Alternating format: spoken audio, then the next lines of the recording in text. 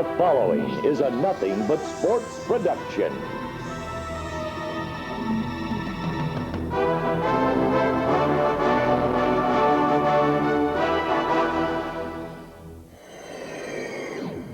Hi everyone, I'm Bob Tallman, and it's Weatherford Kangaroo time here at Nothing But Sports. But first, NBSP and our sponsors would like to say congratulations to you, the players and coaches, participating in today's game.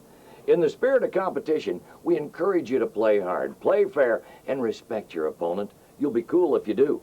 And I want you to take care of your game tape. 30 years from now, it might be the most valuable video you own. Now, before the battle begins, let's take a look at the teams and the athletes and the coaches coming up in today's game.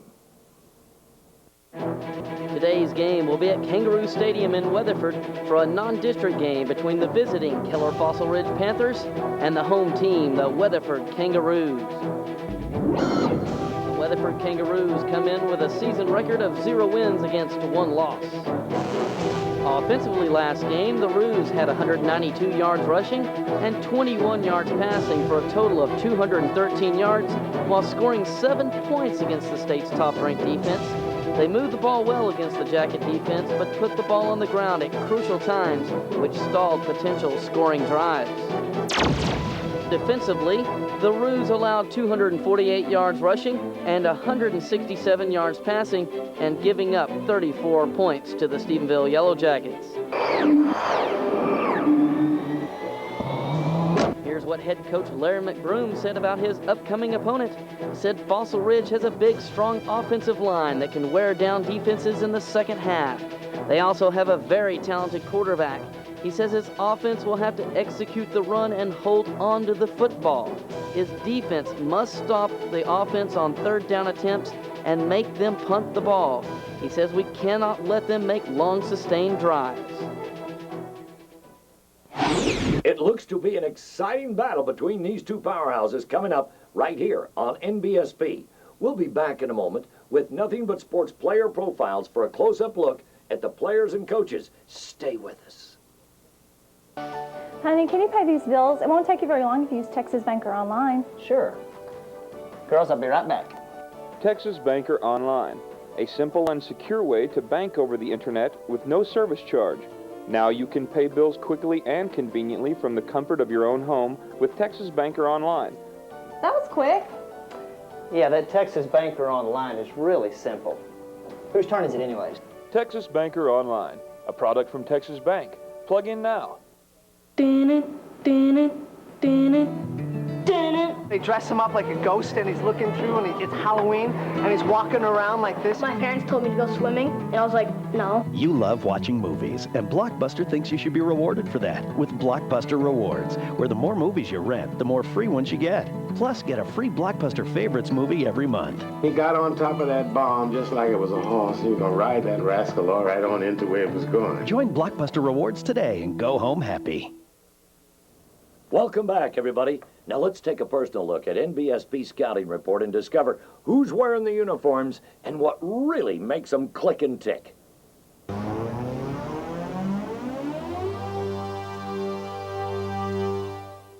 Now let's take a look at number 31 for the Weatherford Kangaroos, Drew Shanahan. He's 5'10", 177 pounds. His favorite hobby is hunting. He also participates in track and field and other sports in the UIL.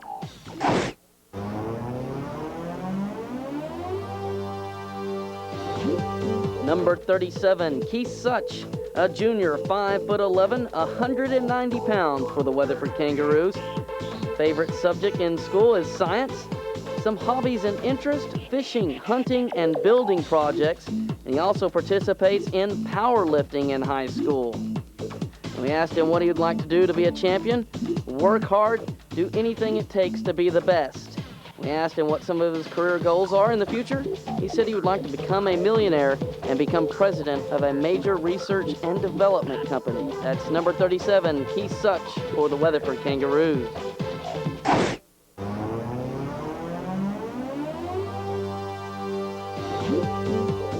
Now let's take a look at number 40 for the Weatherford Kangaroos, Darryl Clay. Favorite academic subject is algebra. He's 6 foot tall, 190 pounds. Some hobbies that he listed: golf, fishing, and working out. And some of his career goals include being a police officer, a fireman, a coach, and of course go to college first.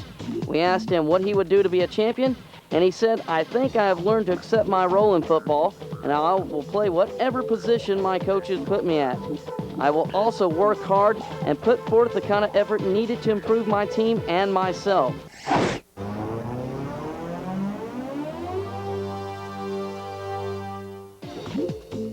Number 75 for the Weatherford Kangaroos, Joe Hosh, 6'2", 195 pounds. His favorite academic subject in high school is art, and some hobbies and interests include drawing and playing the guitar. His career goals in the future include the graphic arts business. That's number 75, Joe Hosh for the Weatherford Kangaroos.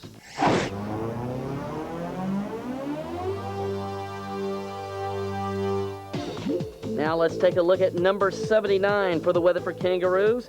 6'2", 235 pound senior, Jared Nunn. Some of his hobbies and interests include fishing, hunting, and drawing. Favorite academic subject in school is math. We asked him what he would do to be a champion. He said working hard and spending extra hours doing things beneficial to becoming a champion. That's number 79, Jared Nunn, Weatherford Kangaroos.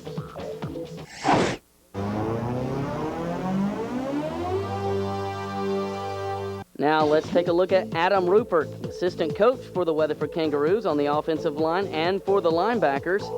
He was a coach for Ardmore, Oklahoma, 1995 through 96, and has been at Weatherford 96 through the present. Played college baseball for East Central University at Ada, Oklahoma, and played high school football for Ardmore High School in Ardmore, Oklahoma.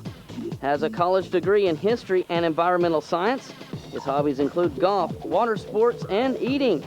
Some of the most memorable moments in his sports career include being a coach for the 1998 state runner-up Lady Roos softball team. He also played in the 1989 Oklahoma State Championship in football. That's Adam Rupert of the Weatherford Kangaroos. That concludes this week's NBSP scouting reports, and we'll be back in a moment on location with the big showdown. Stay with us.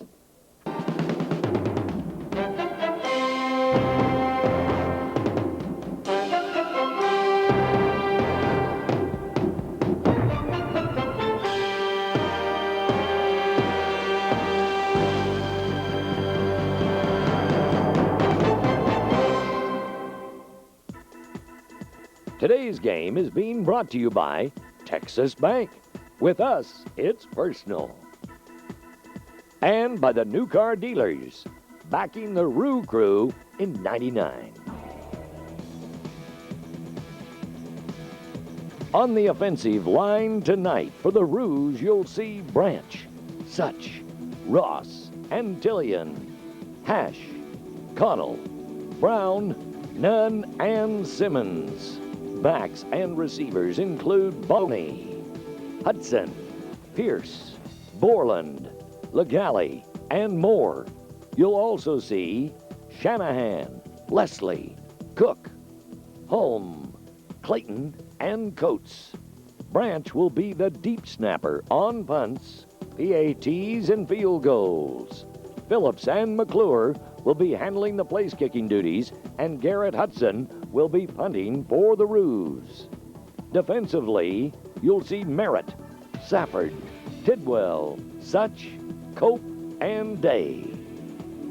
The linebacking crew consists of Carlisle, Such, McClure, Marin, Stroud, and Hammerman. The secondary for the Roos will consist of Wilkie, Clay, Weaver, Borland. You'll also see Riddle, Weeks, and McDaniel in the defensive backfield. Weatherford coaching staff consists of head coach Larry McBroom, LeBan DeLay, Adam Rupert, Dwayne Ross, Don Bird, David Beninati, Lewis Whitson, Brent Whitson. The strength coach is Ty Comstock, and the athletic trainer is Corey Pack.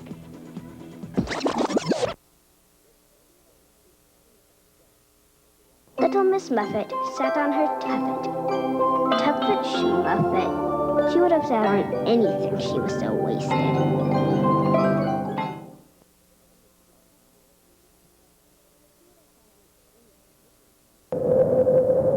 Your future is a long and winding road. There are many options, many distractions, many twists and turns you can take on the way. Your future is out there. Need directions? Weatherford College can help you get exactly where you want to go. So contact us today. At Weatherford College, our grads go places.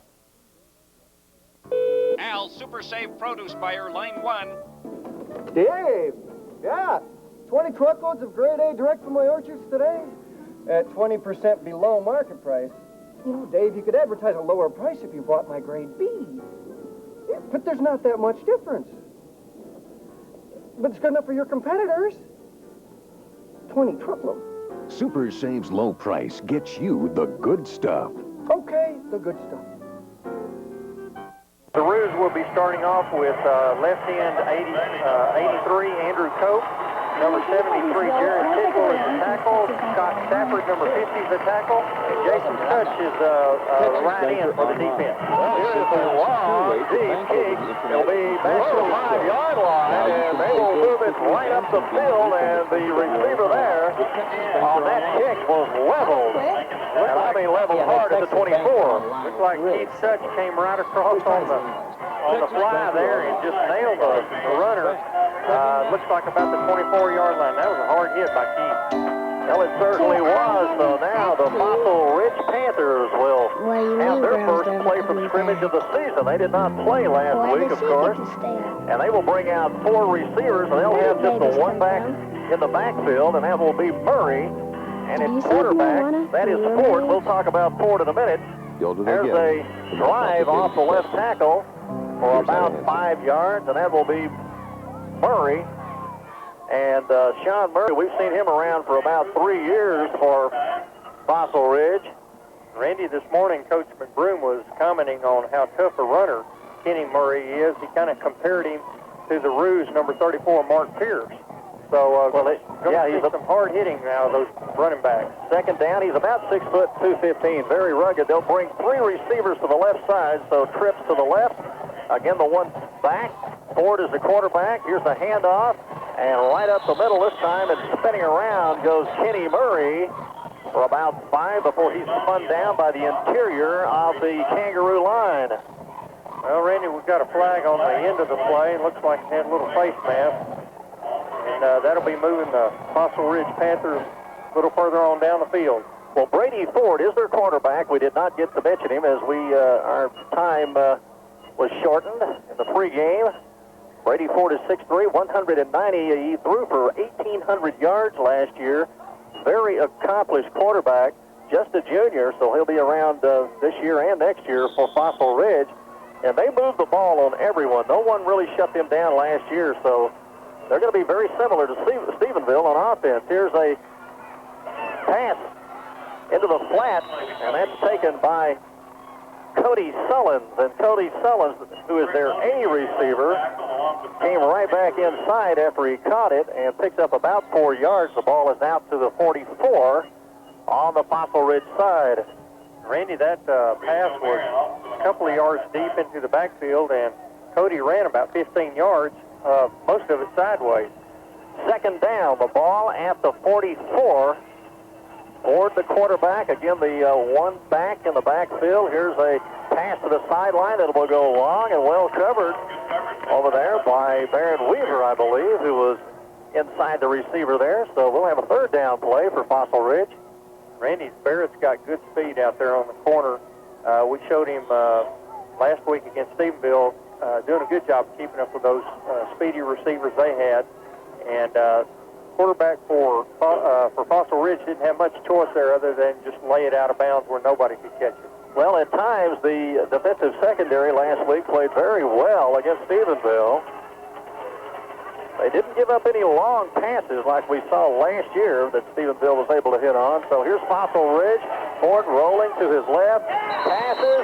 This one will be wide. A nice diving try by Jay Holl, H-O-L-L. He is a 6-foot junior, 165-pounder, could not bring it down, so Kangaroo defense stops him early.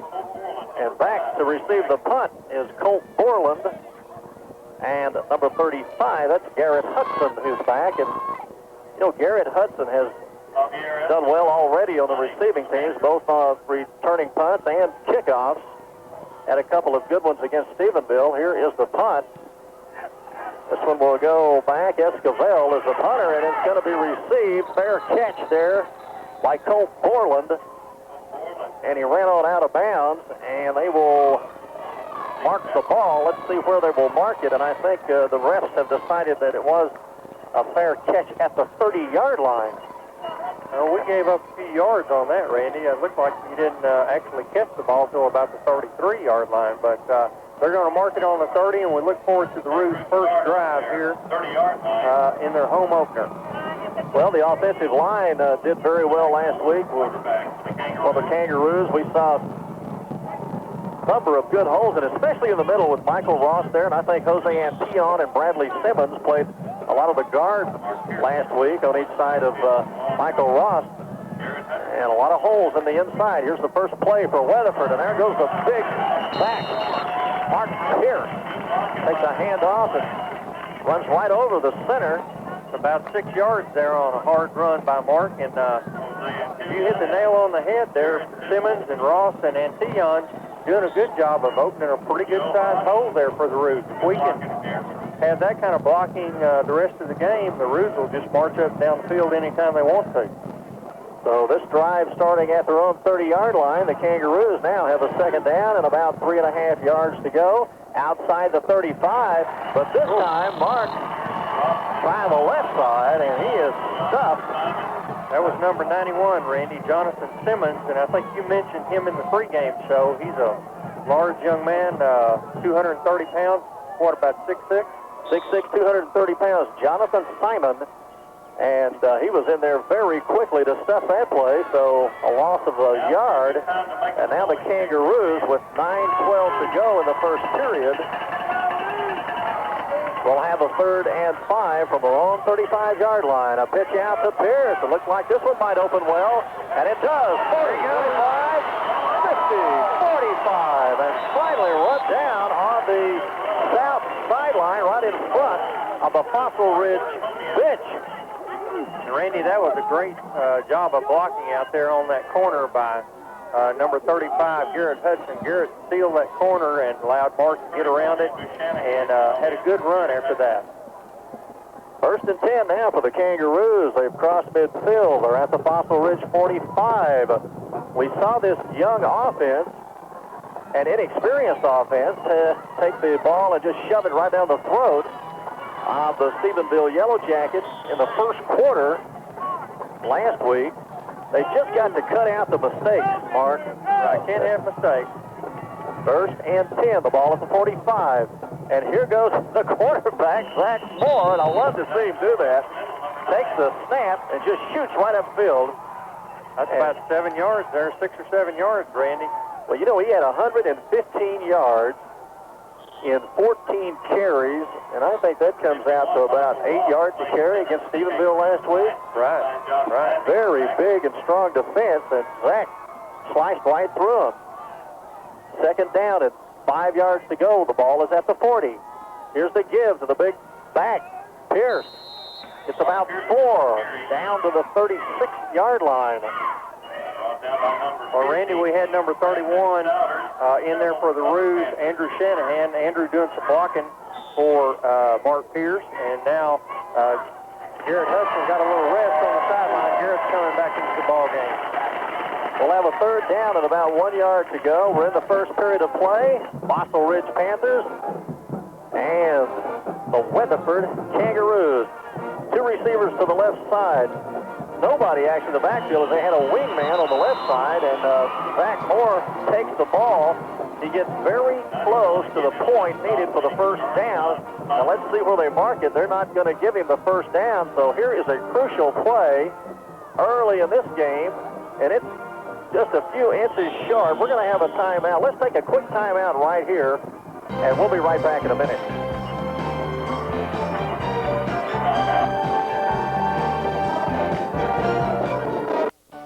Honey, can you pay these bills? It won't take you very long if you use Texas Banker Online. Sure. Girls, I'll be right back. Texas Banker Online, a simple and secure way to bank over the internet with no service charge. Now you can pay bills quickly and conveniently from the comfort of your own home with Texas Banker Online. That was quick.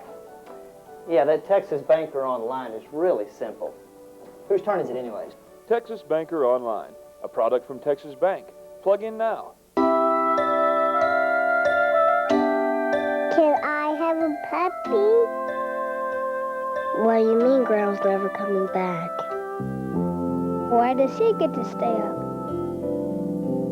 Where do babies come from? Did you smoke marijuana when you were my age? The older they get, the more complicated the questions. Here's how to answer.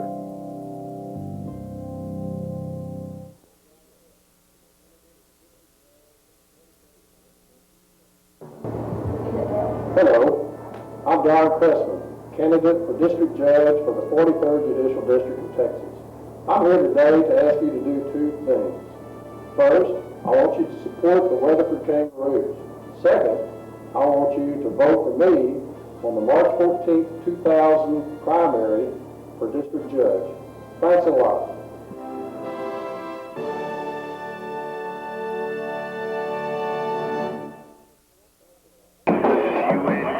All right, here we go. The Weatherford Kangaroos are at the Fossil Ridge 35. It's fourth down and just inches. They're going to go for it.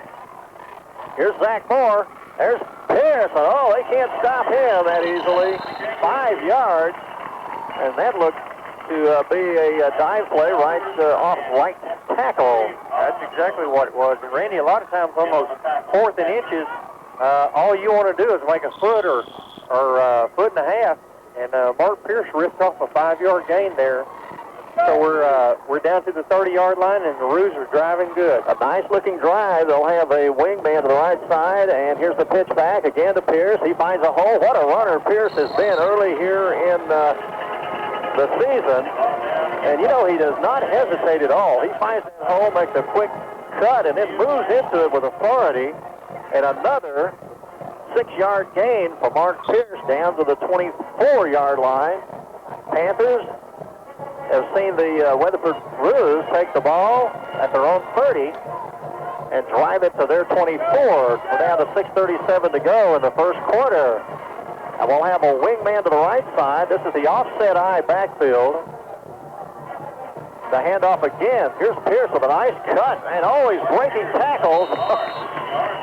You know, it just does not seem like the first man that here's Pierce can bring him down. No, he's big enough and strong enough, Randy, that it's going to be the unusual ball player in high school that can stop him with just one-on-one. Another first down for the Kangaroos as they have taken the ball and moved it now for several first downs. The ball is just inside the 20-yard line. They'll bring two men to the right side. Again, the offset eye with Pierce way back there.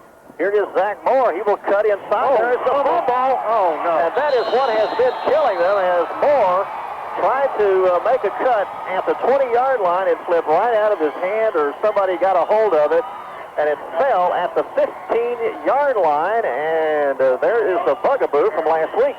Yeah, it looked like number one, Clint Bailey for the Panthers, fell on that ball.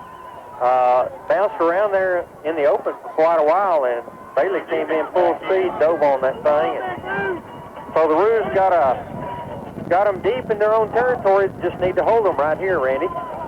6:02 to go in the first quarter. That would hurt. They looked good on that drive. Here's a handoff inside to Murray. And Kenny Murray will get about 4 or 5 yards. And, you know, he's a big bruising back just like Mark Pierce. Yes, he is. Michael Branch took him on from his right tackle position there and did a good job of bringing that back down one-on-one. Second down, and let's call it 4 yards to go. And I see a penalty flag over there on the field. On the sideline, let's see what that is. It's going to be illegal procedure against Fossil Ridge. That will move him back to the 10-yard line. That's good. That's what the Roos need to do, is just keep backing them up. Well, Mark Reeby, I know what part of the problem is. You know, last spring, in the middle of a Boswell baseball game, you told me, you said, Randy, I feel a Kanga Jack coming on. And sure enough, on the very next pitch, Ben Pulliam gets up and blasts a long home run right center field. And we all bowed down to you as the guru, as the Swami, you know, the divine one. And you haven't done that since, so if you would have predicted that when the Kangaroos were there inside the 20, they might have scored. That's true, they might have. First and 15 for Fossil Ridge. Roll out to the right side. They've got receivers down there. Here's a pass. Right sideline. That will be complete over the 20-yard line, and that pass goes to Brandon Frakes. Nice tackle by Barrett Weaver. And that was really a good pass out there, pretty much on a rope there by Brady Ford. 5:33 to go in the first quarter. Second down, they got a lot of that yardage on first down there. Randy, just kind of as a quick note, in our backfield, the defensive backfield, we've got Barrett Weaver and Cole Borland at cornerbacks, and Darrell Clay and Garrett Hudson at safety. Second down and, let's call it 3.5. Oh, good job. My goodness. Good job. Back to pass was Ford, and coming in was Keith Such, I believe. Keith and number 50, Scott Safford. See who we got. Was it Safford? Safford number busted 50. right through his blocker and hit the quarterback in the legs and knocked him down. Wow. That was a great play. So, third down now, and it's back to 8 yards to go. The ball is inside the 20. Let's call it the 18-yard line. And that Weatherford defense certainly looks quick. They looked quick last week against powerful Stephenville. But these are some very accomplished offenses they're playing early in the season. Here's Ford back to pass. And that one, well, they were trying the middle screen to DeMarcus Cormier. And the pass was a little high, and the main reason is because all over Ford was Jared Tidwell. Did not give him time to even turn around and look for his man. And after Ford let go of that ball, Jared did get a chance to go ahead and put him on his backside, so that looked good. Well, this will be the first punt for the Panthers, won't it? No, the second punt. Second punt for them, and fourth down, 4:46 to go in the first quarter. Back is Esquivel to punt, and again, here's the penalty flag, and we're going to have a procedure penalty, I am sure, against Fossil Ridge. Nope, they're going to say, oh, there's the penalty, and I'm not sure what the call was. What was that, Mark Reeby? Don Legale, have you got it? You got me on that one, Randy. I have not seen that hand signal in a long time. In fact, I've never seen that signal for a penalty. Coach Philip O'Neill is over here laughing at us for not knowing what the signal is. We've got and people he doesn't know what it is either. We've got people in this press box somewhere that know what that call was, but they won't tell us. It's a secret. Well, fourth down, and they like a bunch. They'll have to get out to the 32, but they're going to try another punt here. Esquivel momentarily fumbles it. Pretty good pick. Back to the 45. Oh, here's Borland with it at the 40. Nice move. 30. Still spinning. Moving. 25, 20. Inside the 20 goes Coach Borland. So he just refused to go down, but look at there. There is a flag on the field. Let's see what that is. Boy, Randy, number 35, Garrett Hudson, really put a good block out there in front of Coach Borland and had several good blocks on that play, but Garrett's been back there receiving punts also, and both those guys are blocking real well for one another. Well, let's see if we have a holding call or perhaps a clipping, or maybe it's something against Fossil Ridge. They may have got a hold of a face mask.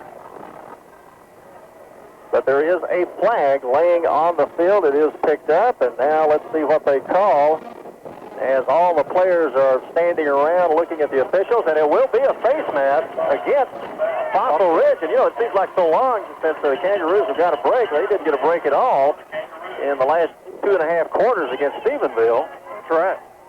Well, it's good to see that happen, and that's going to put the Roos right down on the doorstep of the Panthers. What about the 8-yard line, Randy? Well, that's where they've got it, the 8-yard line. So first and goal for Weatherford. And they have dominated early here against Fossil Ridge, but I want to remind you, Fossil Ridge is a dangerous team. Their quarterback, Ford, passed for almost 2,000 yards. They have a lot of people back from last year. Their defense, they've got 6 starters back on defense. Pitch back. Here's Pierce. He will try to go back the other way with it, and he does, but he's going to be hemmed in. Yep, he'll lose a couple of yards. It was a good move just to get away from a couple of the Fossil Ridge defenders, and he tried to reverse his field, but there was Jonathan Simon there and also Monroe. Well, the Roos going to have to get after him here. We lost a couple of yards on that attempt, and the Panthers really came out fired up there, Randy. They're not interested in getting scored on right now. Well, they beat Weatherford last year, so they have to have some degree of confidence out there. So the Weatherford, the Kangaroos are just going to have to take it to them right here. So here's the shotgun, and I believe this is the first time they've been in the shotgun. And there goes back. He will cut inside at the 10 and get back perhaps the yardage loss on the first play. So we'll have a 3rd down and goal now. The main thing here is you just don't want to have a big mistake that keeps you from being able to score, even if it's just a field goal, because, you know, we saw, I believe, Jeremy McClure kicking last week. He's got a good leg. Jeremy did a great job last week. And you want to give him a chance here. Here's another face mask penalty against Fossil Ridge, and I didn't see the flag on the field that time. Don Legale saw it. No, he didn't. Far side of the field, linesman threw it down on far side of the field. So the ball moves inside the 5, and we'll have a 2nd down play again. Well, that's another big break, Randy, because it gets the Roos right down there where they're good and close, and gives them an extra down to make up these 5 yards. And you look at that defensive line, that's Simon. Boy, he is like a tree out there. He's a big on the left side. Big young man. Wing to the right, one receiver to the right side, one to the left, and Mark Pierce has got it. He's running to the left side, and he is in for a Kangaroo touchdown. Great job by the left side of the line there. Jason Stuck, Michael Branch, Jermaine Leslie did a good job of blowing out the Panthers. And when the Kangaroos have had it, they have methodically moved it against this Fossil Ridge defense. So that's coming with 3:16. And I believe the drive started inside the 20, actually, after the penalty. Started on the 8. So they're lining up, and here is Jeremy McClure. Got Cole Borland holding for the Roos. They're going to huddle up again and talk about it again. Was that an 8-yard drive? Was that the length of that drive? I got it down to the 9-yard Yeah, the 9-yard line, so really good field position. Let's go for field position like that all night. You get a good punt return, you get a penalty on the punt return, and all of a sudden you're right down there ready to score. And here is Jeremy McClure. Cole Borland to hold. There we go. It is up, and it is good. Let's take a break right here. The Weatherford Kangaroos 7, Fossil Ridge nothing. Little Jack Horner sat in the corner. Sure, smoke that much pot, and you'd be paranoid too.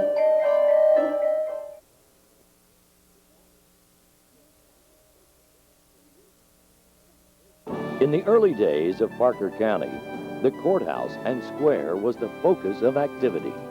Education was important.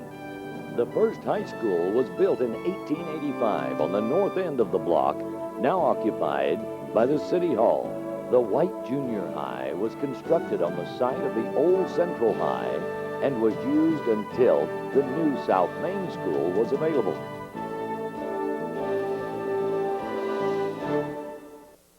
We are named Weatherford National Bank because we are Weatherford. From the rodeo to the Peach Festival to Christmas on the Square and everything in between, you'll find us there sharing in the rich heritage of Weatherford and Parker County.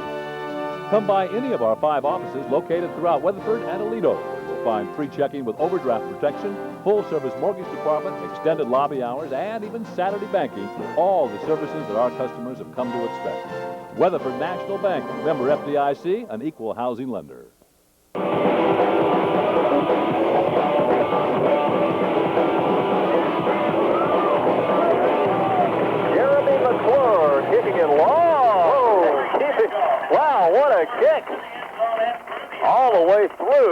McClure shows his leg. He does have a good breeze behind him here at Kangaroo Stadium. He's kicking east to west, and I would say that breeze is about 15 miles per hour behind him.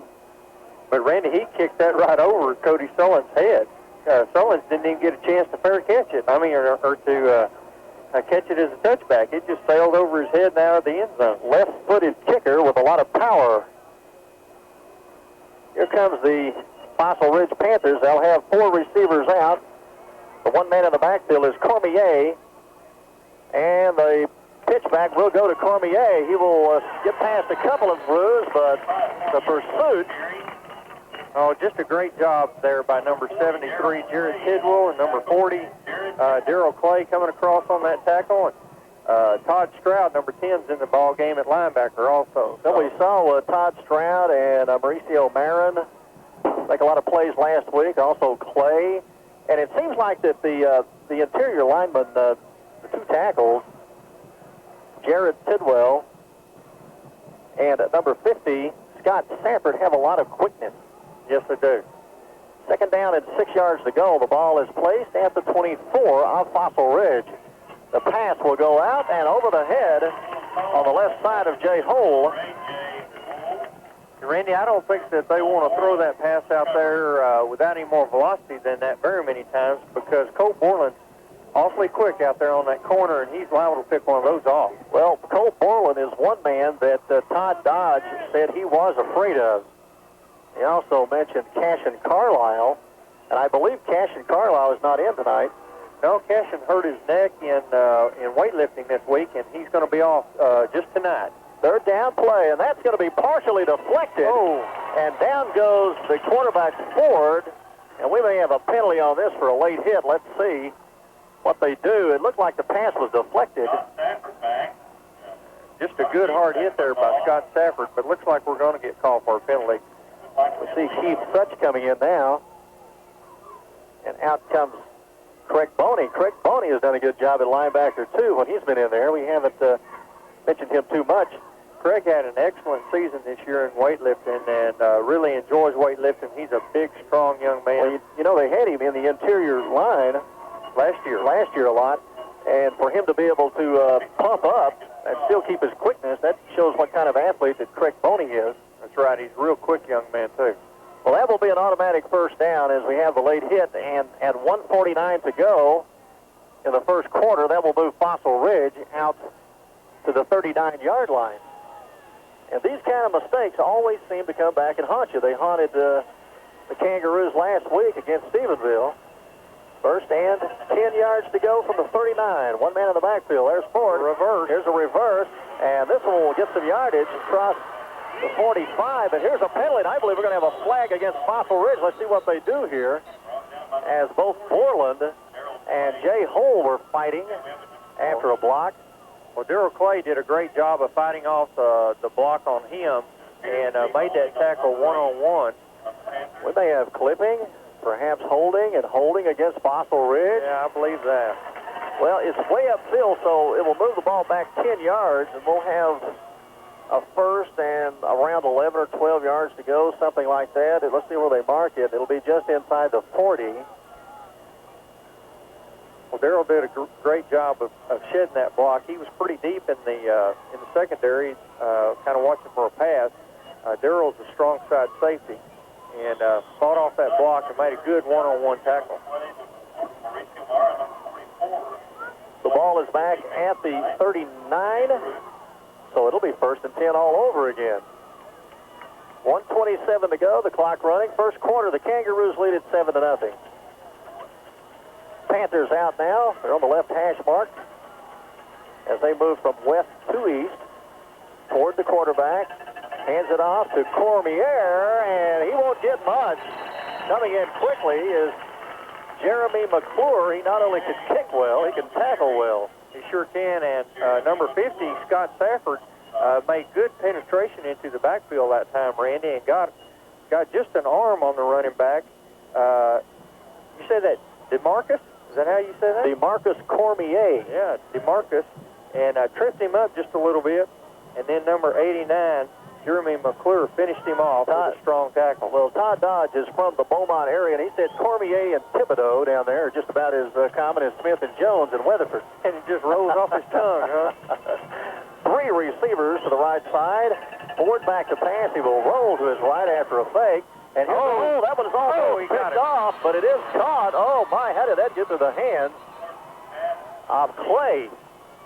Yeah, Darrell did a good job of trying to go for that interception. It was just a hair late getting to that ball. I thought he had intercepted that ball from this angle, but a nice reception for Fossil Ridge. And 3rd down and just about a yard to go with the ball inside the 50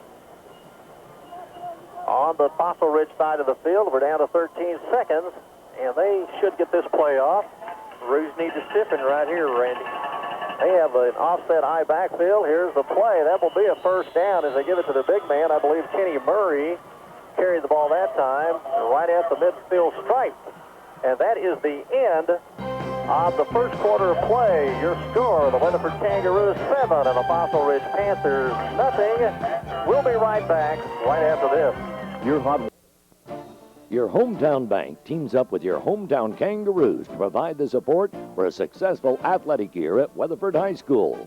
Texas Bank, a proud sponsor of the Kangaroo Stadium scoreboard, the Sports Medicine John Deere Gator, and the new athletic training complex. Texas Bank makes the commitment to our student athletes to place them in the winner's circle. Backing our Kangaroos, banking at Texas Bank. Member FDIC, an equal opportunity lender. You can find yourself living in the middle of breathtaking beauty among the wildlife of Texas at Silverado on the Brazos.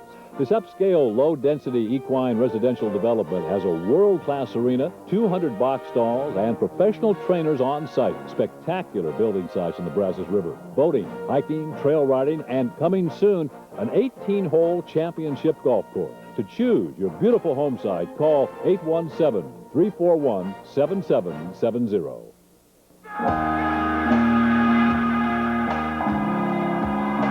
It's always someone else's kid who smokes marijuana. Someone else's kid who's messing up in school. Someone else's kid who's having trouble at home. But what happens when someone else's kid meets your kid? Talk to your kids about marijuana before someone else does.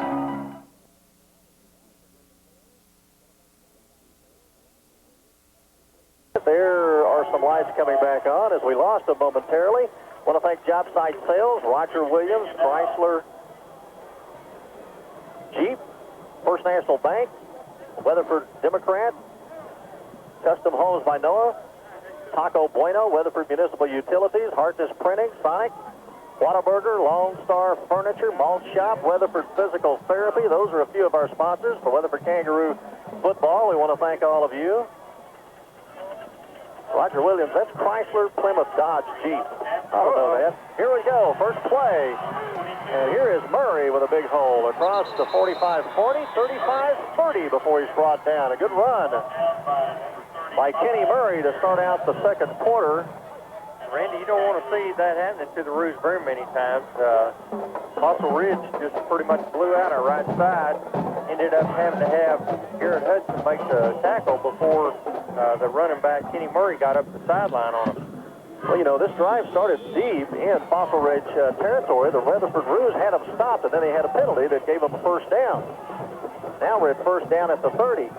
Cormier with the ball slicing through the left side across the 30. 25.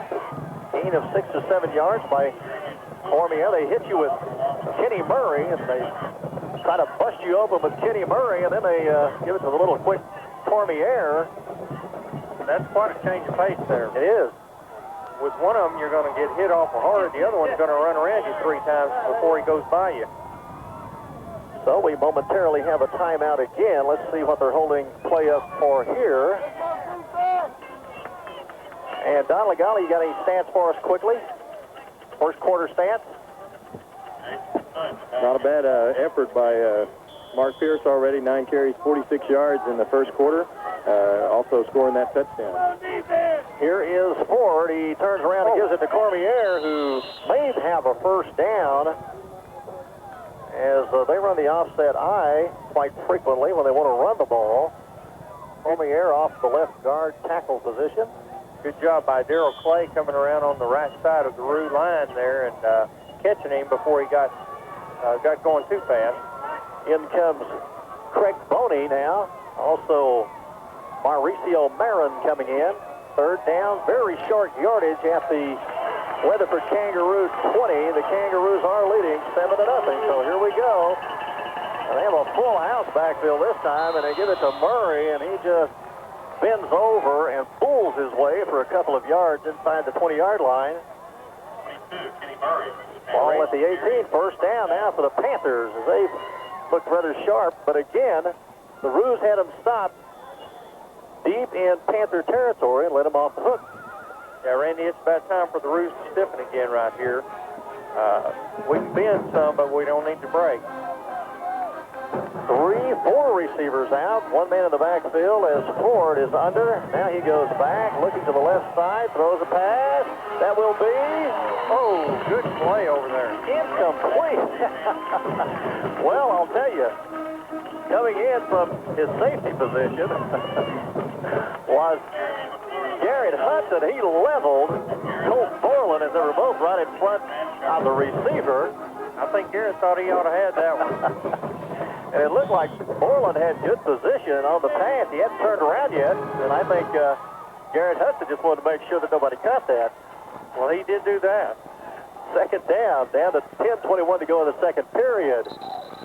Again, we have 4 receivers out, and now we have a flag. You have to think this is going to be a procedure penalty against Fossil Ridge.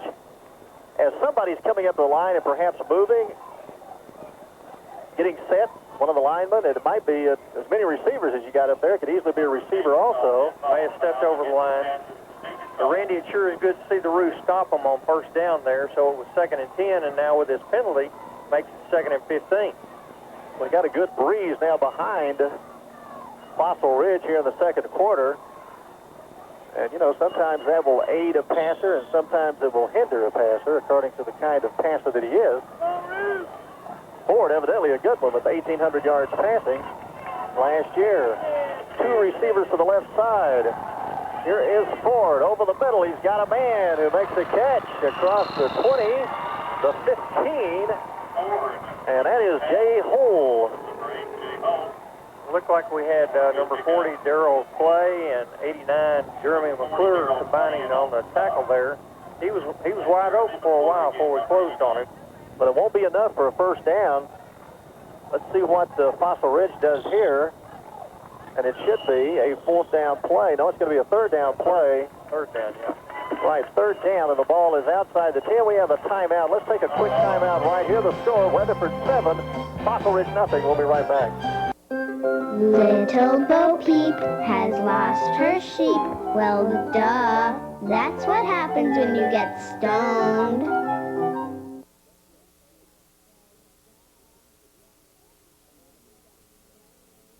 Teamwork. That's what it's all about in football. The teams that win championships always work together. It's the same in banking. The folks at First National Bank of Weatherford work together as a team to provide the best service possible. We're the best bank in town because of teamwork. We treat all our customers as a VIP because to us, everyone is important. Come by today and see what teamwork can do for you at the First National Bank of Weatherford. Member FDIC and an equal housing lender. Here at Green's Florist, we strive to please our customers. Come by and see our large selection of silks, plants, cut flowers, balloons, and novelty items. Established in 1957, we're the oldest family-owned florist in Weatherford, having over 55 years of combined experience with a friendly and knowledgeable staff. We're located at 701 North Main. Give us a call at 594-2733. And we send flowers worldwide.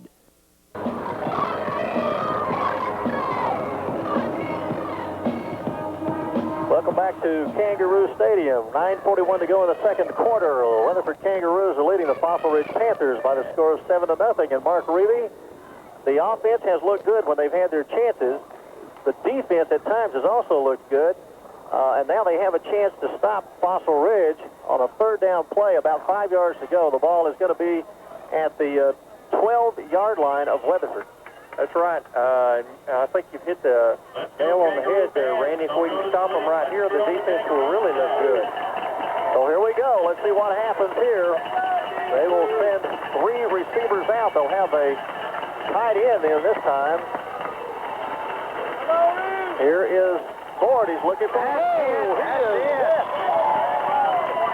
That was Mauricio Barron, and also Such was in there, number 50, Safford, Scott Safford. Oh, the interior of that line just made a great push against the Panthers, and there wasn't any doubt about the fact that they were going to have a good sack there against Brady Ford. Well, the linebackers were coming that time. Mauricio Barron coming right up the middle. We used to call that a red dog years ago. I don't know what they call it now. But he was in there like a mad dog. Sure was. Looks like they're going to go for it on 4th down. 4th down for the 15. Here goes Fossil Ridge. The pass is going to be intercepted. He's at the 30. He's at the 30. Go. Gerald Slade, you know, he just stepped in there, Mark Reevy, and stole that ball from the receiver. And if he'd have been able to get just ahead of steam going, I think he might have had a chance to go all the way, but just clipped at the Weatherford 45-yard line, and a big play by Clay here early in the second quarter. That was on 4th down, Randy, and Darrell's been all over the field tonight. He's been in on quite a few tackles, and great to see him step up there and pick that one off. So the Roos stop him. 1st and 10 for Weatherford from the 44. Pierce in the backfield. They have a wingman to the left side. And here comes the quarterback, Moore, and he'll make a good cut up across the 45. And he then is driven out of bounds. That'll be a gain of about 5 yards for Zach Moore. And Zach Moore has already proven he is a good little quarterback. And Todd Dodge told me, he said, it looks like they just got a duplicate of Mickey Peters and stuck him on the field. He said the only difference is that Zach is used to playing with the people around him. And he thinks that the Weatherford offense is ahead of where they were last year. I would think that's probably true, Randy. These guys have all been playing together a long time and are not taking very long to gel. 2 receivers to the right side, 1 to the left. That's Legali. And a quick handoff inside. And this goes to Andrew Shanahan. And Andrew finds a hole. Gets about 4 inside Fossil Ridge territory. We've had Andrew Shanahan and Garrett Hudson kind of platooning at fullback, and good job there running by Andrew. That's a 4-3 defense that the Panthers are using. 3rd down, just a yard to go. Again, the offset eye with the wingman to the right side. And Zach Moore, you know, he can get through that line as quickly as anyone I've seen in a long time from quarterback. He's slippery like an eel, isn't he? If you give him just a little bitty crack, he's going to go through that it looked like thing. He just squirted through there. That's right. That's right. That's a 1st down inside Fossil Ridge territory at the 42-yard line. And the Roos have not had to punt yet. Look at the offset eye, the wingman again to the right side. The left side is Legali. It is not Lagali, as they were calling him in Stephenville the other day. This handoff, not much inside this time, I believe, to Pierce.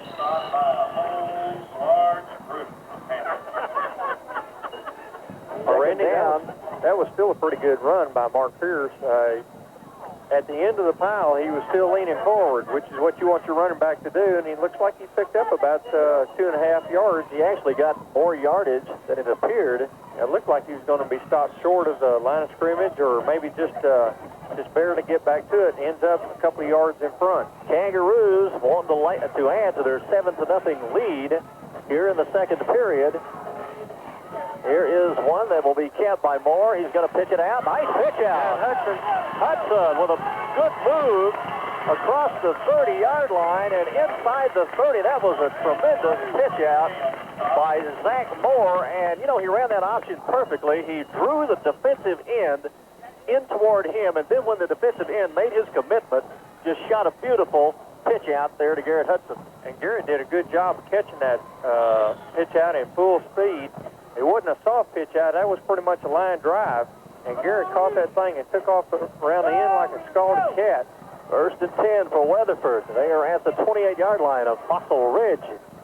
Zach Moore will roll to his left. He's got a little room over there. Gets a good block. Oh, here we go.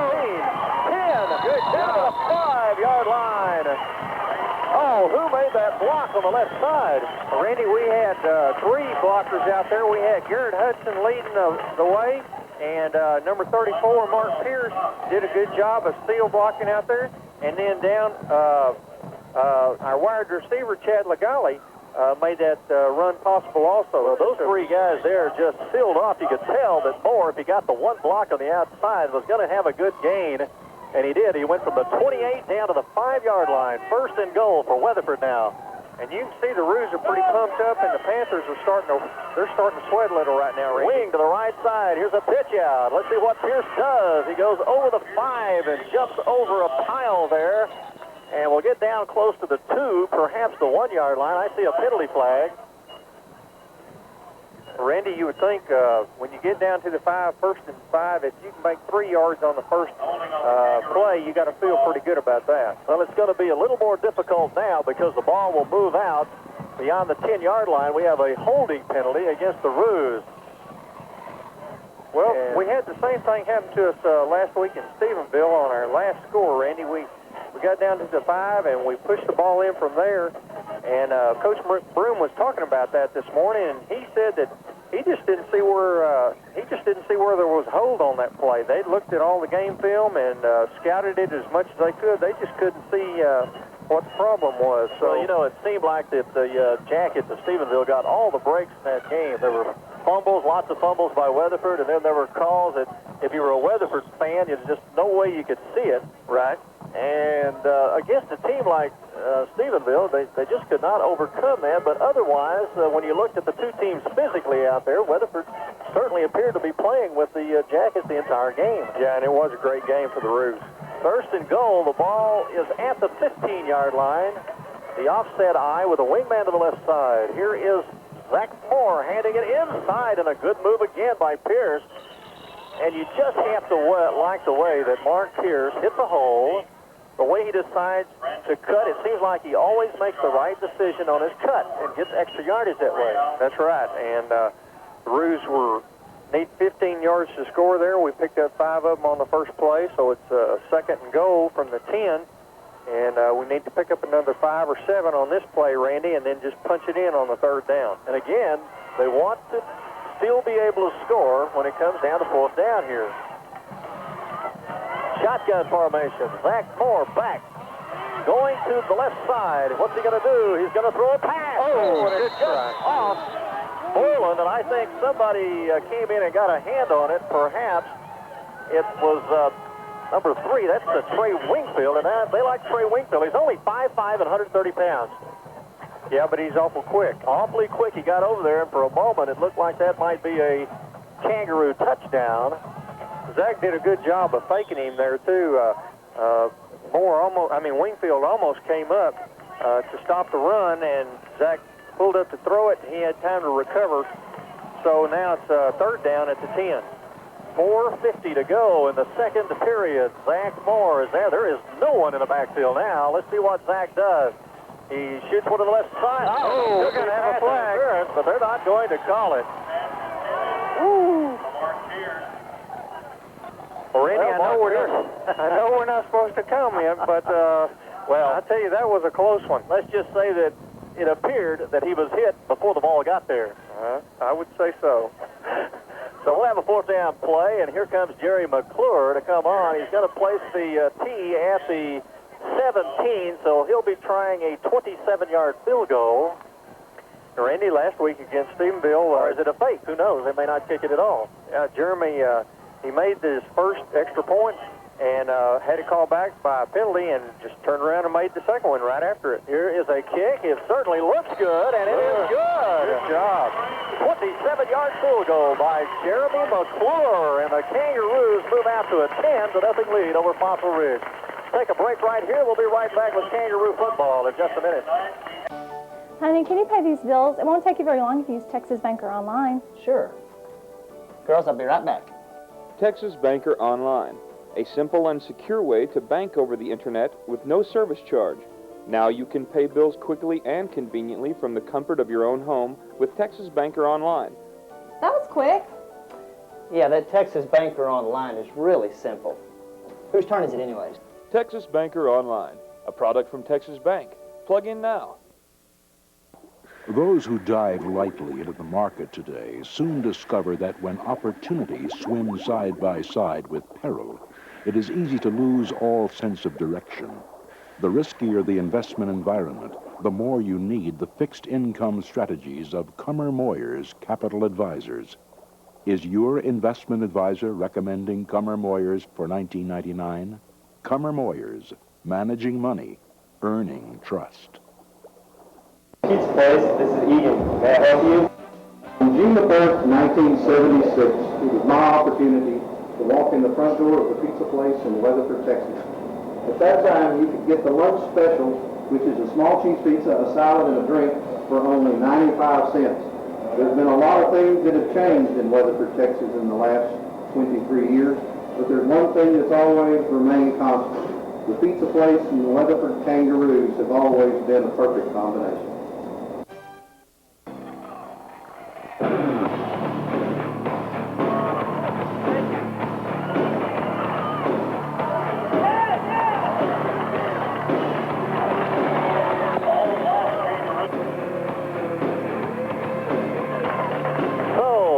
Kickoff goes back. Again, McClure kicking and returned by Cormier. And he is stacked up by the Weatherford Kangaroo kickoff team at the 20-yard line. Well, they're going to mark it at the 19, so for Indy, it looked like number 22, Shane Weeks, beat everybody down there to him.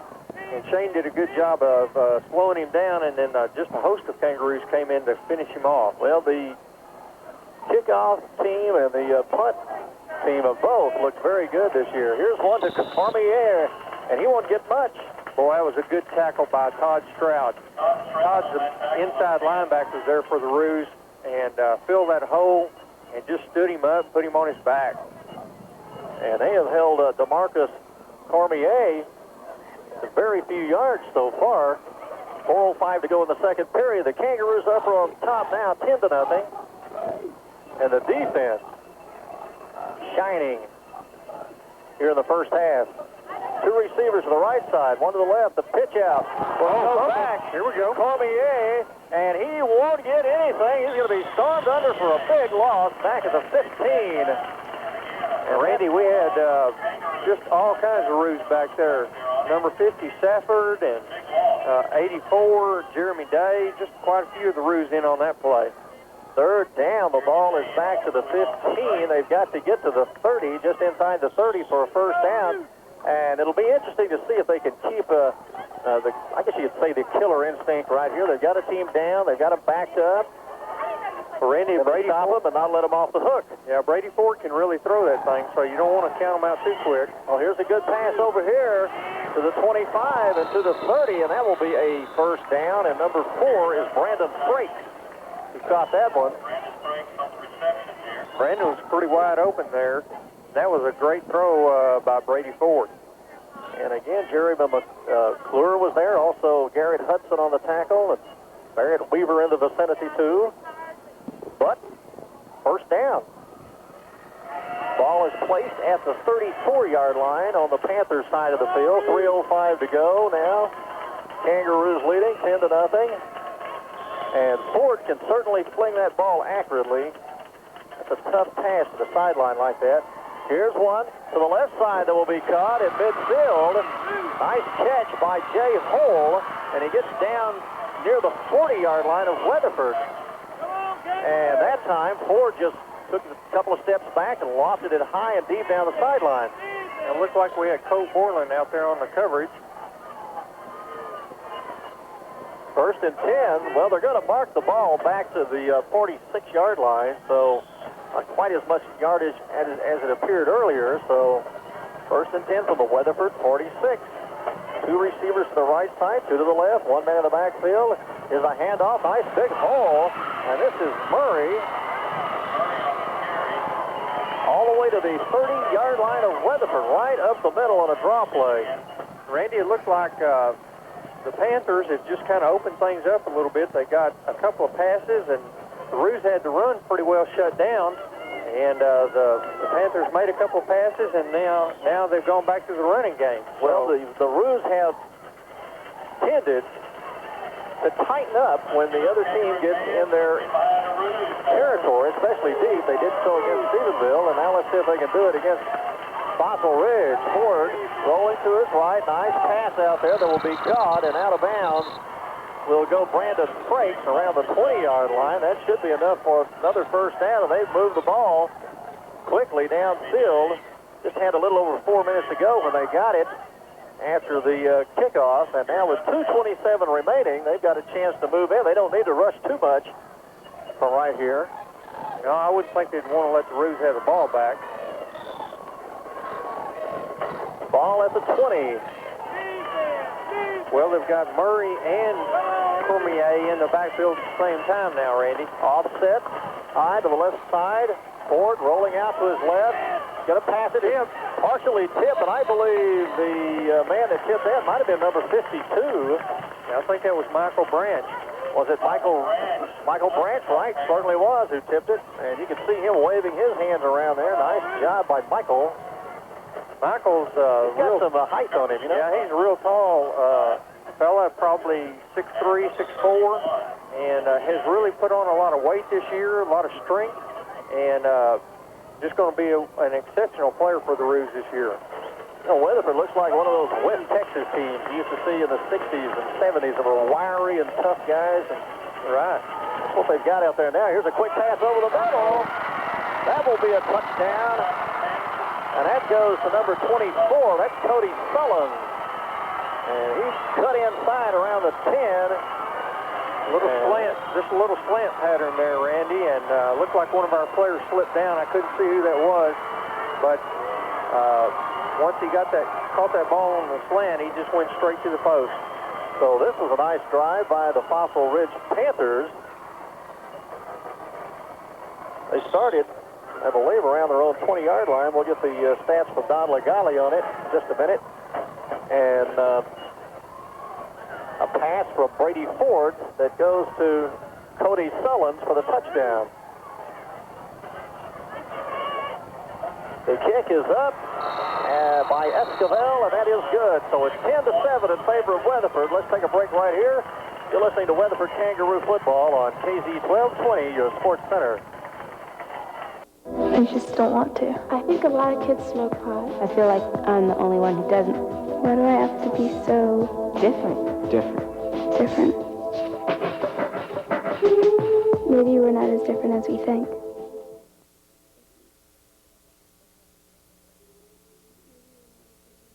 First National Bank of Weatherford is excited about the 1999 Weatherford High School season. Since 1880, the First National Bank of Weatherford has provided friendly and reliable service to the folks in Weatherford and surrounding area. We wish all of the players, cheerleaders, band members, and fans success in all they do in 1999. Come by and visit with your personal banker at First National Bank of Weatherford, member FDIC and equal housing lender. In the early 1900s through the 1950s, Weatherford was known as the watermelon capital of the world. Farmers brought wagon loads of large melons to sell to visitors passing through the square. The watermelon that most people remember being in Weatherford was this one on the south side of the square, constructed for a parade around the courthouse. Weatherford was the watermelon capital of the world.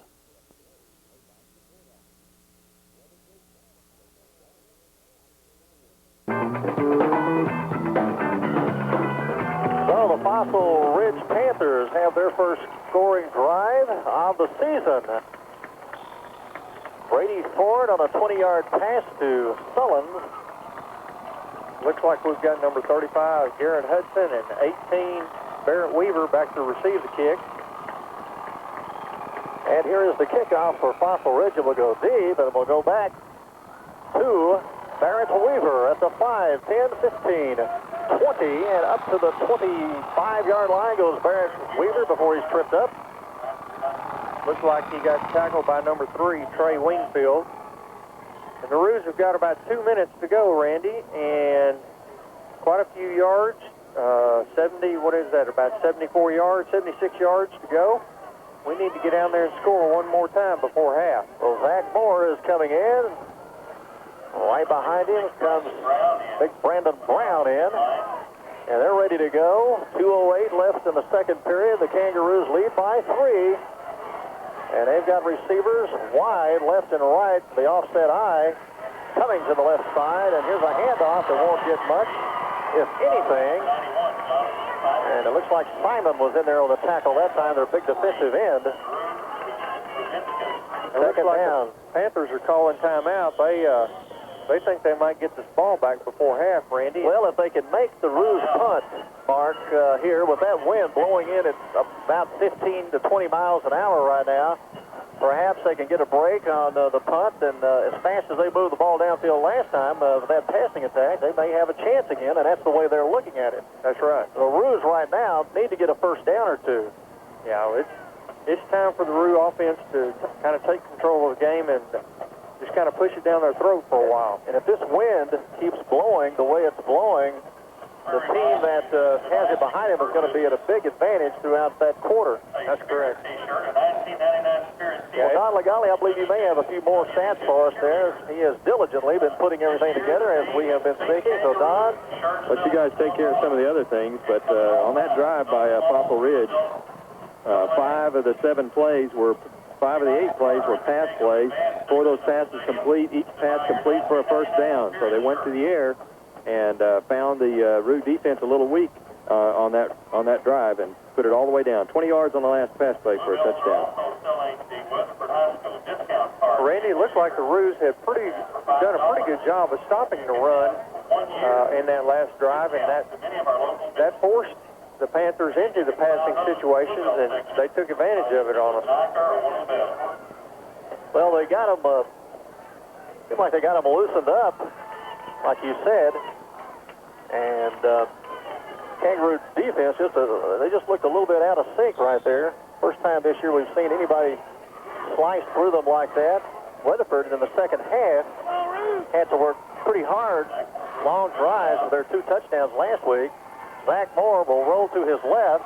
He's going to throw a pass that will be good that try. caught. That was Chad Legale over there diving, but I believe he was out of bounds anyway. Well, that's a good effort by Chad.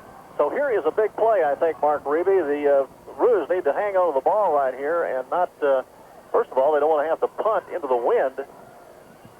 Randy, you know, in most situations in high school, you'll have your quarterback roll out to his right. It makes that throwing a little easier, but the Roos have got Zach rolling to his left quite a few times tonight. So he's obviously pretty comfortable going either way.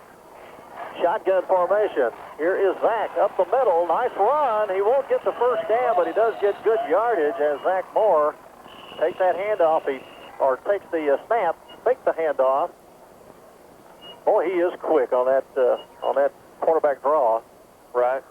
And he was at a little disadvantage there, Randy. That ball slipped through his hands. He had the presence of mind to pick it up and fake that throw, and then took off running.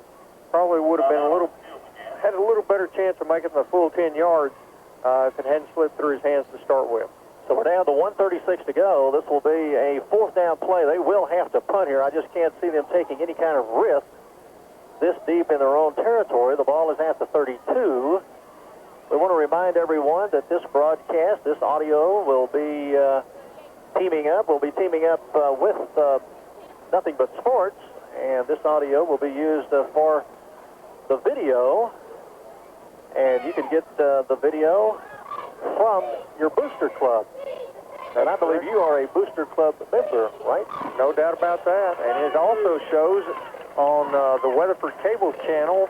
I believe that's channel 19, and it shows on Tuesday nights and Thursday nights, Randy. And I got a chance to see that last Thursday night. Kind of enjoyed listening to you. How did we sound? You sounded good.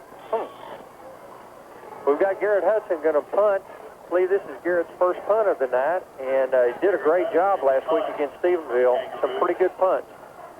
And back deep will be the young man that made the touchdown. That is Sullivan. Now, he is certainly dangerous. We know that. Nice snap. And a good high punt into that wind. This one won't be returned. And in fact, they're not going to catch it at all, and they're probably going to have a penalty here against Weatherford for interference on the reception. And we're down to 1:26 to go, so there will be some pressure on the Kangaroo defense right here. Yeah, Randy, you know, we had one great play by the Roos. Darrell Clay stepped in front of a receiver and picked off a pass, and the Panthers didn't hesitate to come back and keep throwing that thing. So we need to see the Roos make another good defensive play like Darrell made and pick another one off or strip a runner of a fumble, something along those lines to make sure they don't score before halftime. So we will have an interference penalty stepped off against the Kangaroos. That will move the ball to the 46 on the Fossil Ridge side of the field. And here we go. See if the Roos can't stop them here just before halftime. They lead it 10-7. Brady Ford will go back to pass. He's looking for a receiver, and he's got one. And again, it's Sullen at the Kangaroo 40. He comes from the left side, cut across the field, and was in the clear. 1:17 remaining, and quickly no huddle here for Fossil Ridge. Kangaroos sending their men back a little deeper now. The two safeties. They're giving them a little time to move the chain. And here we go with Ford, the quarterback. Two receivers left and right. Quick one. Caught. 35 down to the 30. Be close to the first down. And that is big number 80 for Fossil Ridge. Good hit out there by Todd Stroud and number 50, Stafford. And 89, Jeremy McClure out there on the tackle. Brian Perkins, who plays tight end and wide receiver, caught that one for Fossil Ridge. 1:05 remaining. The ball is at the 30-yard line. Are we going to have a timeout here for a measurement? Looks like it. Yep. Let's mention some more of our sponsors right here. They're going to bring in the chains. Southwest Ford, the First National Bank of Weatherford. Unlimited Tinning, Jerry Chevrolet, Weatherford Municipal Utilities, the First National Bank. Well, I just mentioned the First National Bank. That's your bunch over there. You get an extra plug in there. You can mention them twice. Whataburger. And job site sales. Here we go. With a second down play, as it turns out to be just a tad short for Fossil Ridge. Kangaroos need to tighten up right here. They bring in Shane Weeks on this side as one of the quarterbacks.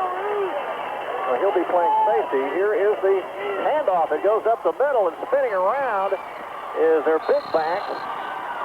Murray crosses the 20-yard line, and that was a good play to call against that kind of defense that the Roos had. The ball will be placed inside the 20, first and 10.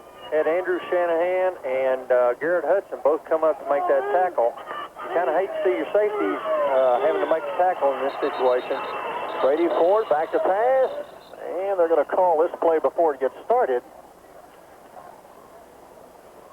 And the linesman comes up and talks with the ref and see what they say here. Illegal procedure. Yeah, going to move them back here. A number of illegal procedure penalties against Fossil Ridge here in the first half. 55 seconds remaining. The Kangaroos holding on to a 10-7 advantage right now. That will give them an extra 5 yards here to defend.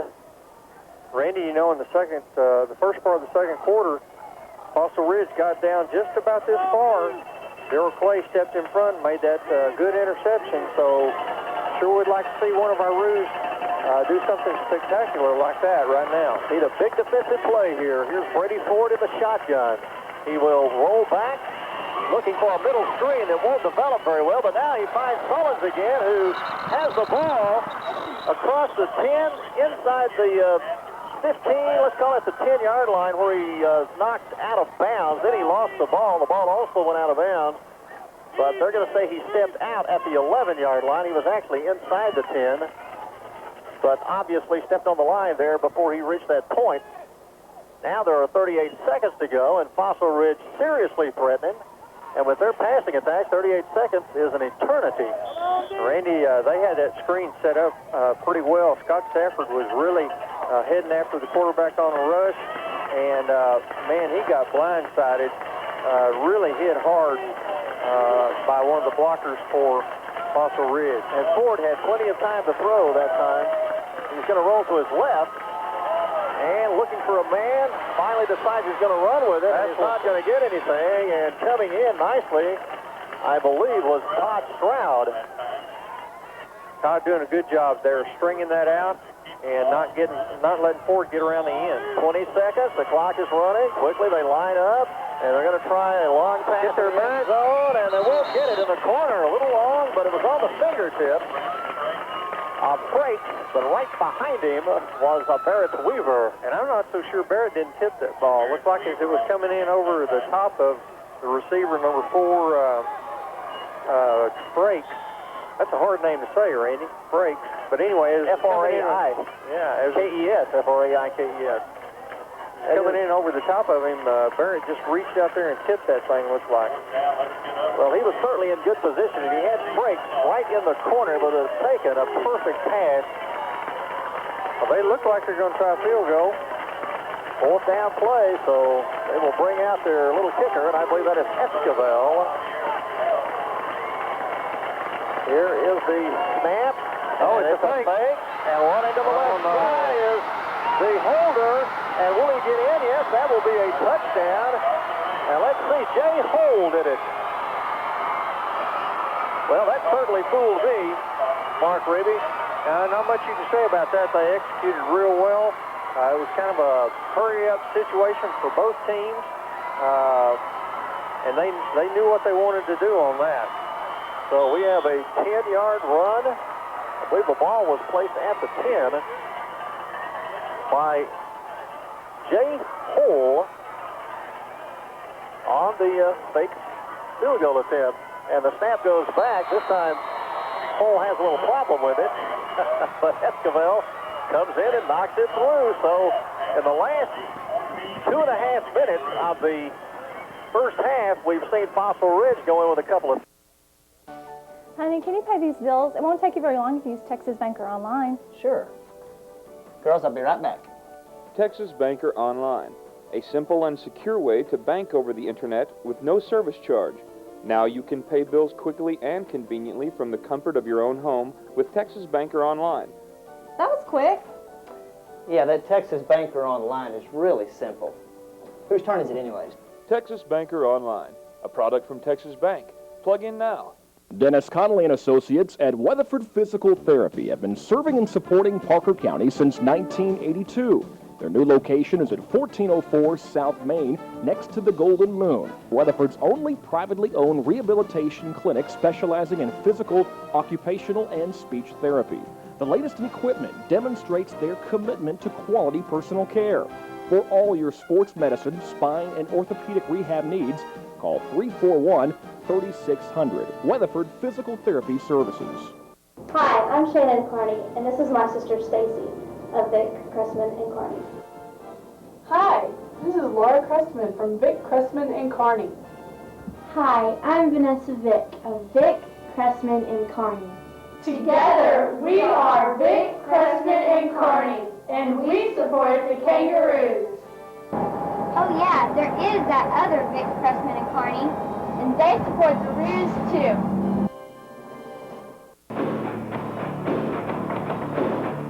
Welcome back to Kangaroo Stadium in Weatherford. We have a full house on both sides tonight. Fossil Ridge and the Weatherford Kangaroos battling it out.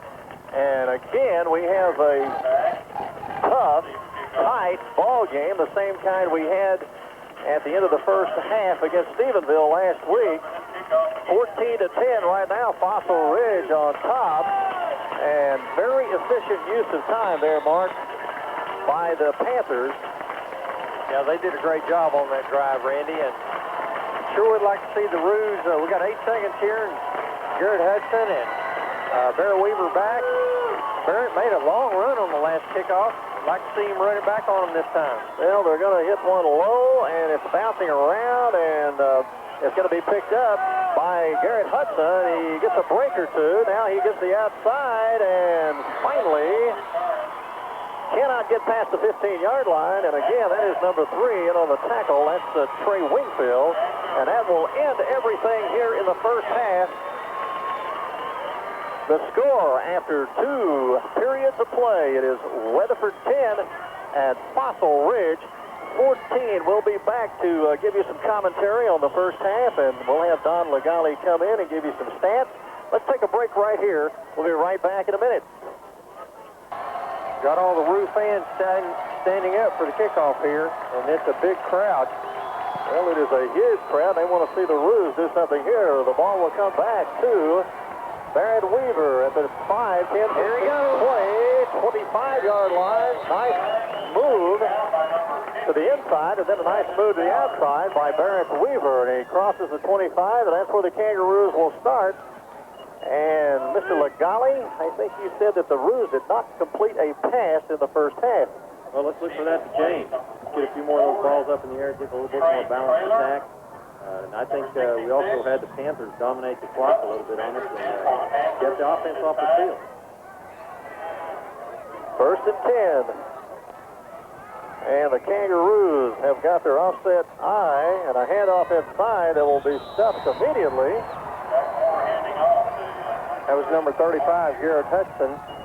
And Randy, you know, the first 4 or 5 plays of each half pretty much give an indication of what's going to happen. And so the Roos really need to get off to a good start here in this second half. Well, if they could take the ball and drive a long way and score, that will take some of the momentum away from Fossil Ridge that they have left over from the end of the first half. Second down, about 10 yards to go. Here's Moore spinning around. He pitches it out. And this one is not going to get much either as it goes out to Garrett Hudson at the 25, and a dangerous pitch out there by Moore, but Hudson was able to handle it. Real quick pitch there by Zach Moore, and a lot of speed on that ball as it got out to Garrett. Garrett did a good job of tracking it down and bringing it in, but the Panthers pretty well have that option smelled out right now, Randy, and they're doing a good job of containing Zach. And need to see him kind of get in track. Third down play, about 11 yards to go. The ball just inside the 25. And here is Zach Moore. He's going to run the outside. Cannot get away from Simon, who is over there. They're late hit, all-district defensive end, and they wrap up Zach Moore at the 20-yard line. And there is a penalty flag. Was that possibly a late hit, or maybe might have a hand on the face mask? Well, it looked like number 44, Stephen Wade, came in just a little late on the hit. And imagine the Roos are going to pick up the first down on that, Randy. Ooh, a big break for the Weatherford Kangaroos as we start out the third quarter. And they're going to mark this one off. 5, 10, and that is 15 yards. And that will be a first down at the 35-yard line. And that's something the Roos needed badly there. Well, those things have a tendency to make a big difference in the outcome of a game, Randy. Well, we saw the Roos stop Fossil Ridge back in the first quarter and have a penalty of that sort that hurt them. Here is a pass from Zach Moore. There he is. Oh! And we're looking for a flag down there. Are they going to get it as Garrett Hudson was streaking past the defender, and they just got their legs together, or perhaps their feet, and down went Garrett Hudson on the sideline at the 40. The pass went over his head.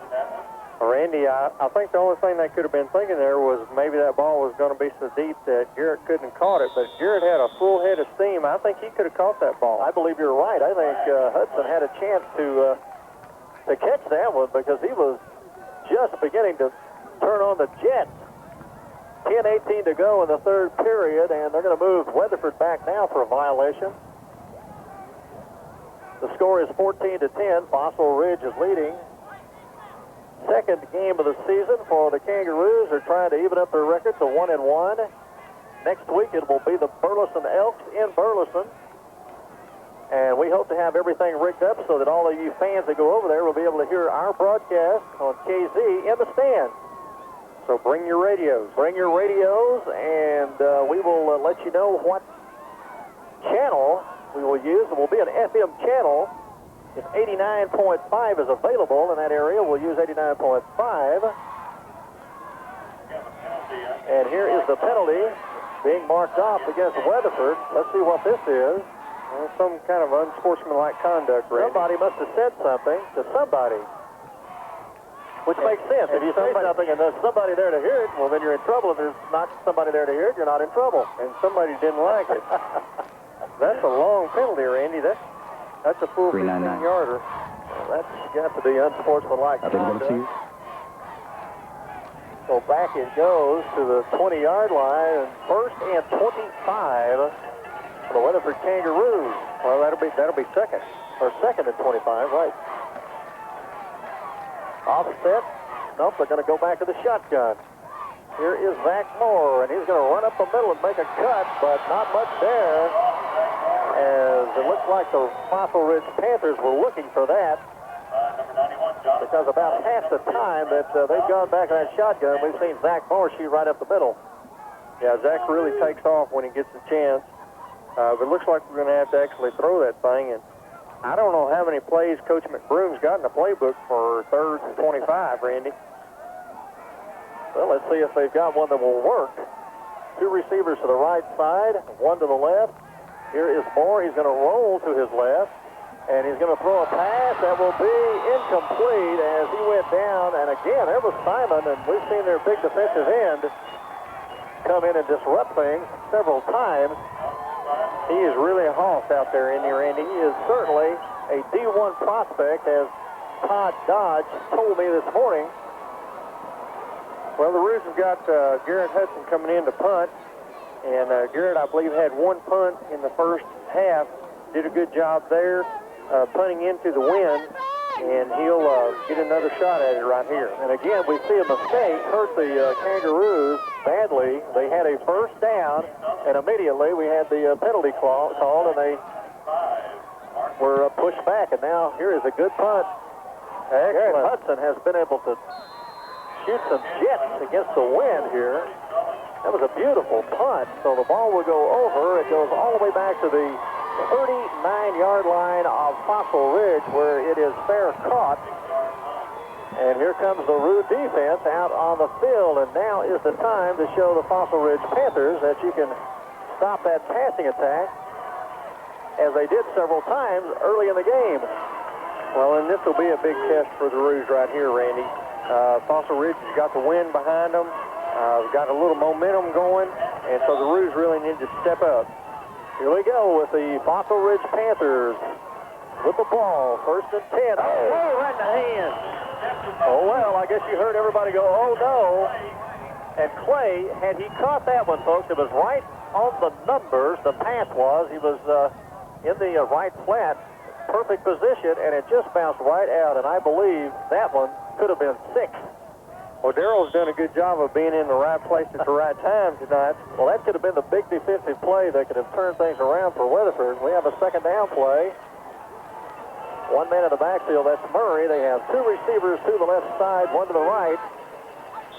And that is too much time, I believe. Well, that's good. That's good. I'd like to see the Panthers out of sync a little bit. Well, they have to be a little shook up after that first pass. Clay standing right in the flat. The ball went right to him. And, you know, any other time you would have have to thought that he would have had that one, because that was a much easier catch than his interception a moment ago. Oh, yeah. It was just, it was so easy. It was hard is what it comes down to. Well, you know, I'm sure he just looked up at the last second, because that was whipped out there very quickly. Just did not have time to get his eyes on the ball correctly. Now we're at second down and 15. The ball at the 35 on Fossil Ridge. 4 receivers out now. And this will be a screen in the middle, but they can't get it to work as Number 25, that is Cormier, was not able to get it. It went over his head. That was a middle screen they had set up. A real good job out there by Jared Tidwell of reading that screen and dropping out of the rush, and Jared would have been there for the tackle if he'd have made the catch on the pass. So, you know, that is one play that has not worked at all for Fossil Ridge tonight. You have to give the linebackers and those linemen there a lot of credit for disrupting it. That's right. 9:20 to go. This game's going to be a long one the way the Fossil Ridge Panthers put the ball up. 14-10, Fossil Ridge over Weatherford. We have a third down play at 15. Here goes Ford. Back to pass. Way downfield. Is it caught? No. My goodness, diving down there was Sullins, the man who caught the touchdown pass earlier for Fossil Ridge, but he had to take a tremendous dive just to get his hands on it. Out of bounds. You couldn't ask for a better series for the Roos. Come out, 3 plays, and it's time for 4th and 15. And the Roos ought to get this ball back, even though Fossil Ridge is punting with the wind. The Roos ought to get this ball back in pretty good field position. Esquivel is back to punt for Fossil Ridge, and now back is, again, Weaver and Hudson. Here's the snap. Good snap. The kick not too good, but it's going to bounce, and it will bounce back to the 25. What a good roll. Back to the 20, back to the 15. And perhaps either Garrett or number 5, Colt Borland. Was that Colt Borland back there with Garrett that time? It was Colt. Yeah, I think somebody should have stepped in front of it. I think each man thought the other one was going to get it. Well, Randy, a lot of times you'll see an offense come alive after a defense has made a good stand. And the Roo defense certainly did that just then. So hopefully we'll see the offense of the Roos get in gear and complete a few passes and see Mark Pierce rip off a few runs, and we'll get down here and score again. They're going to take the ball from their on 13 and with 9 minutes to go in the third period. Here's the handoff, and it is fumbled, and Fossil Ridge believes they have it, and Fossil Ridge has the ball at the Weatherford 12-yard line. My, oh my. Well, this is giving it up deep here. Looks like we had just a little miscommunication there between Garrett Hudson, the running back, and Zach Moore, the quarterback. And those are the kind of things that happen early in a season, Randy, and the coaches will be working on that this week to ensure those things don't happen again. But certainly what hurt us last week against Stephenville also, right? You do something good, and then you just turn it around and give it all away. Here's a pitch out, across the 10, down to the 5-yard line. That is Cormier. And that's a good tackle out there by Craig Boney, the inside linebacker. A gain of about 8 yards, let's call it 7 yards, as they place the ball just outside the 5-yard line. Looks like they can get a first down just somewhere inside the 2-yard line, and the Roos still not holding on to the ball the way they should. Second down, the ball outside the 5. We'll see an offset eye. 3 receivers out for Fossil Ridge. Here's a handoff in. Fumble. Get on it, and out of corner, Darryl Clay. Kangaroos have it. Well, a nice hit in there, and I'm not sure who put the hit on Murray. I believe Murray had it for Fossil Ridge, and it just popped right out, and there was Clay, and another big play for Clay. I tell you what, Darrell's had a good game. Well, now it's time for the Roos to make a 97 or 98-yard drive, Randy. Yeah, one play. That wouldn't hurt. 8:08 to go. It would be one we'd remember, I'll guarantee you that. 14-10, Fossil Ridge on top, and the Roos dodge a bullet there. Here's the handoff. It goes to, I believe, Pierce. Can't see the number right now. He's out around a 5-yard line, fighting hard for yardage. Randy, you can't see the number, but by the way the pile is thrashing around, you can tell it's Mark Pierce carrying the ball. He is like trying to hold on to a wild buffalo. And you're right. It just seems like the defensive players are just getting knocked all around in there, and you see a movement underneath. And you know that's Mark Pierce. And you like the way he cut. He is an excellent running back. Second down at about 7. And here goes Pierce. This time he's not going to get away from Simon, the defensive end, and they have not had any luck going at Simon in this game. Yeah, we've had quite a bit of success going up the middle and some around on our left side, but Simon pretty well has dominated that right side over there so far tonight. Well, you know, if they could just drive it out this time, get 3 or 4 first downs, move that clock down, and get the wind behind them in the 4th period, you'd have to say that the advantage might go over to Weatherford. We're at 7 minutes right now. 3rd down play, still about 7 yards to go. The Kangaroos with Zach Moore running. He makes a cut out to around the 8-yard line, and a nice stiff tackle put on him. And was that Simon again? My goodness, he is all over the field. No, I believe that was number 1, Clint Bailey. Came up from his cornerback position and really, that was what they call a form tackle right there. Well, Clint Bailey is so tiny, you can't imagine him sticking Zach that hard, but it was a nice tackle. 6:25 left, and the Kangaroos are going to have to punt it out again. They'll have to stop.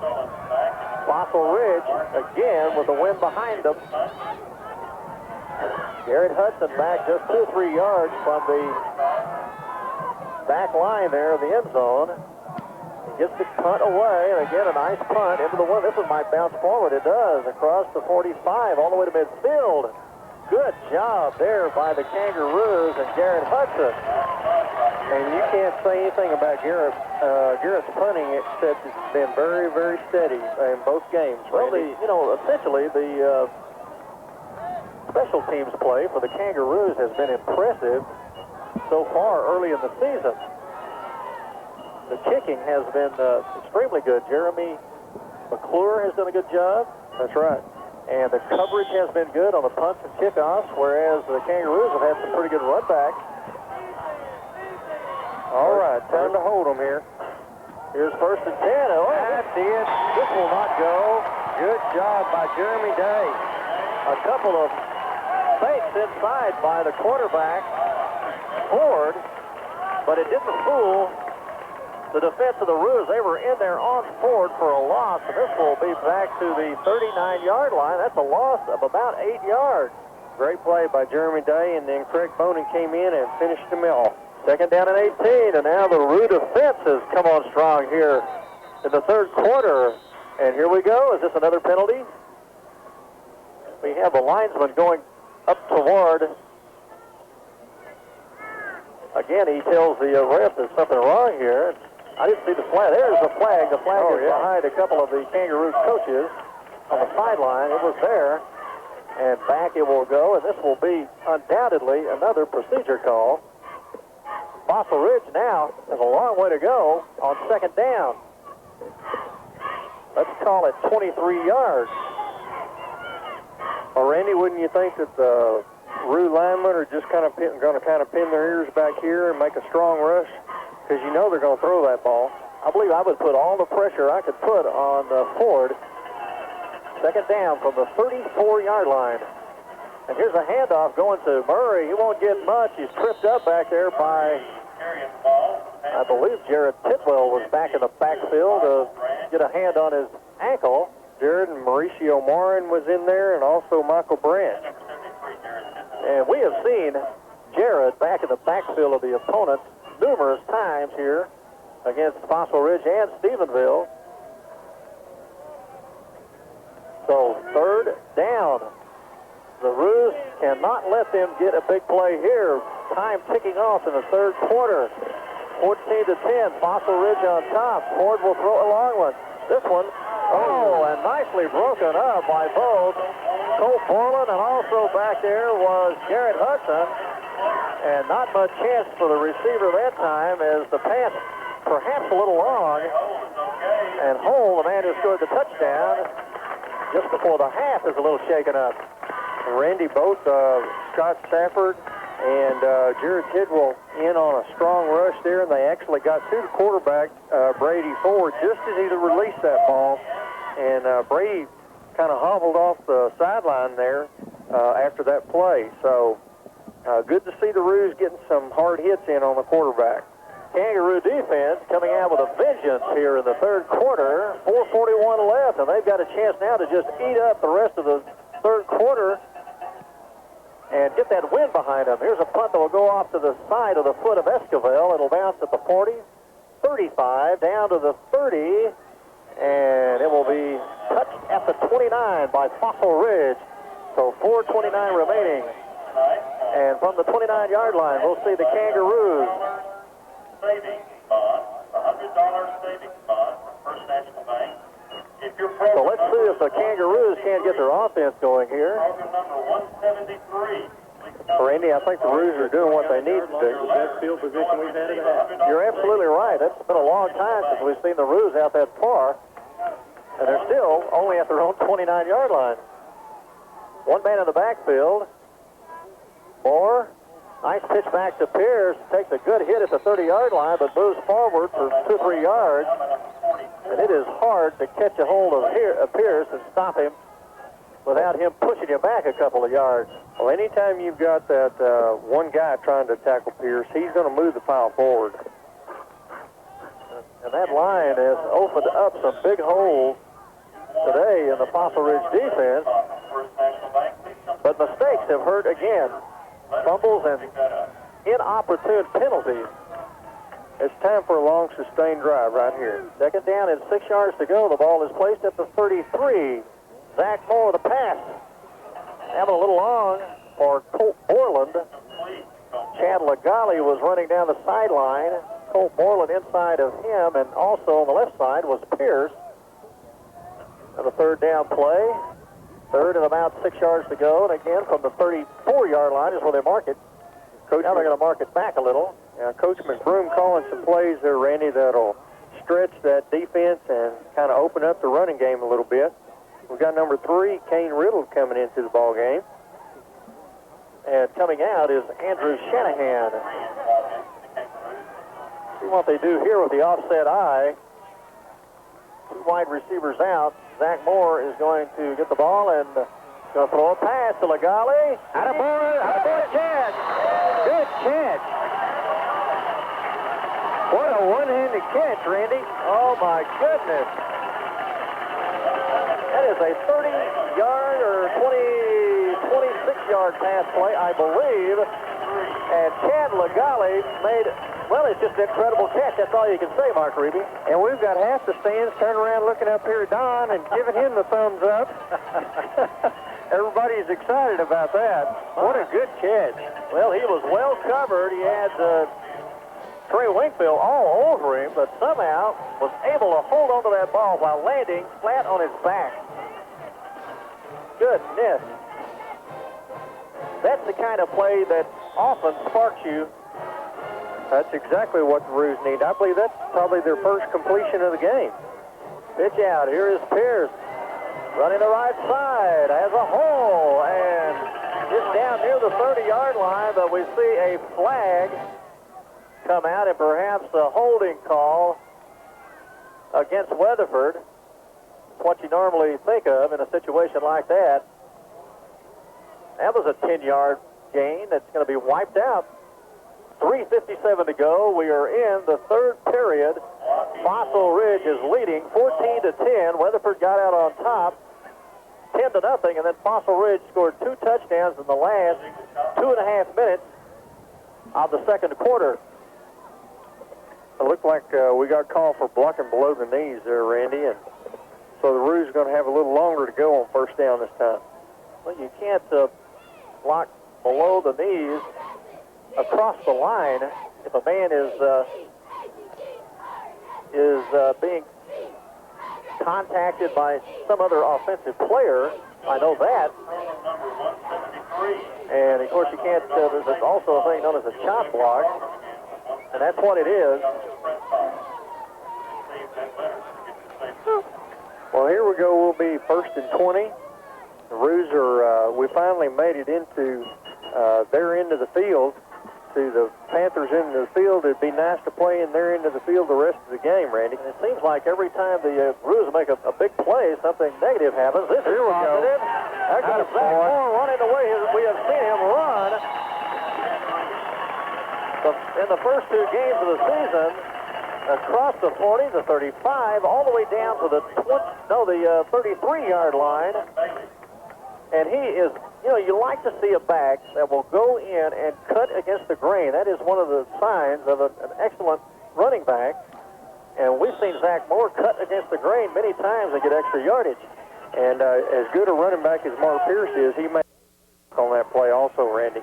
Wing to the left side, and here is Mark Pierce.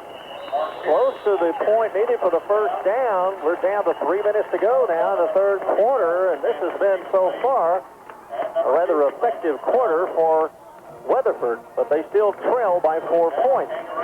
Well, and we went from 1st and 20 in 2 plays to 1st and 10, Randy. That's what we like to see. So the offense looking good right now. Ball inside the 30-yard line. And they have been sparked, I guess you could say, by the big catch by Chad Lagali. 30-yarder, no question about it. 1st and 10. Offset eye. Oh, here goes Moore up the middle, a quick one. 25 down to the 24-yard line. And that will be a gain of about 7 yards for Zach Moore. Randy, the Roos continue to just chew up that clock and keep the Panther offense on the sideline. And we're getting closer and closer to the point where we'll have the wind in our favor and not be fighting it the entire game. You know, you want to just yell out, hold onto the ball here. Nice blocking on the left side as Pierce gets inside the 20. Good run by Mark Pierce. Lots of speed going around that corner. And good blocking even out there by Shane Moore. Zach Moore doing a good job of blocking for his tailback. Yeah, and he was leading the interference on that play. So 1st and 10. The ball is at the 18-yard line of Fossil Ridge. And this is exactly what the Weatherford Kangaroos needed to do here in the third quarter. Keep their hands on the ball, run the clock down, and let's get the wind behind you. Zach Moore, right up the middle again. Looky there. 10, all the way to the 9-yard line goes Zach. Well, he is proving that what he did against Stephenville was no fluke. He is an excellent quarterback with good speed and quickness. And, you know, he looks like a quarterback on the field, Mark. You see some guys out there that don't have the demeanor of a quarterback, but he certainly looks comfortable. And yeah, he's very tall, can see what's going on, and he's quick enough to avoid a lot of those big linemen. Second down, just a couple of yards needed. Here's Pierce down to the 5. Boy, he is a load, and he just runs bigger than his size. Randy, one of the things that you see out there is our wideouts, both Court Borland and Chad Lagali, do a great job of blocking downfield. And so when we get somebody like Pierce or Moore out there and they get open, they can really get down the field because those two wide receivers is taking care of the safeties or the cornerbacks. Well, this is certainly some drive. You want to punch it in right here with 1st and goal. Moore. Here is Moore. That's it. By Mark. He is in for a Kangaroo touchdown. And Randy, they just shoved it down their throats, didn't they? And you know, that was very similar to the drive they had against Stephenville back in the first quarter last week.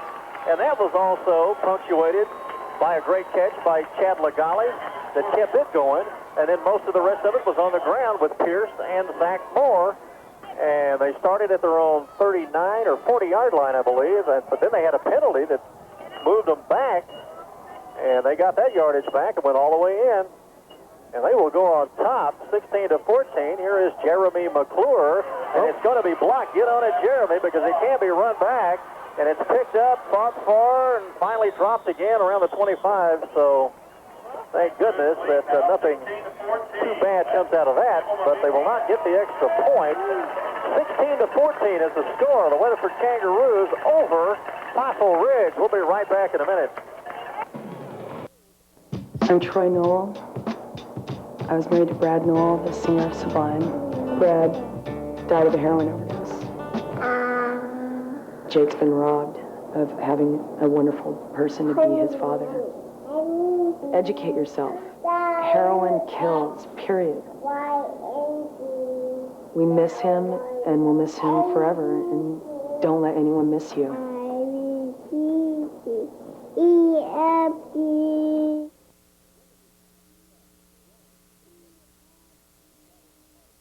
Weatherford National Bank, growing with Weatherford. We started in College Park and continued to expand into 5 offices located throughout Weatherford and Aledo. No matter where you live, chances are that you are close to one of our offices. Take advantage of our customer-friendly services. Free checking with overdraft protection, full-service mortgage department, extended lobby hours, and even Saturday banking. Weatherford National Bank. We kept growing until we became a part of Weatherford's history. Member FDIC, equal housing lender. Trinity Paint and Body, owned by Bo Winstead, is located at 1600 Fort Worth Highway. They are known for their fast and superior service. Since opening in April of 1998, they are already having to expand their existing location due to the high volume of business. For great hometown service and a friendly staff, call Trinity Paint and Body, Monday through Friday, 7:30 a.m. to 5 p.m. And remember, for high-quality service, Bo knows.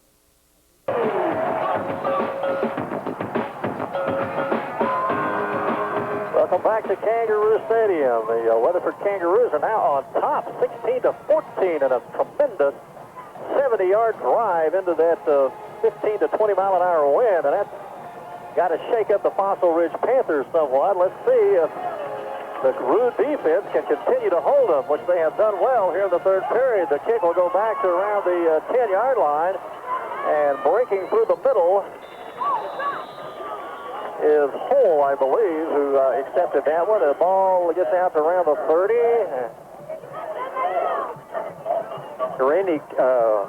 And that was Cody Sullins.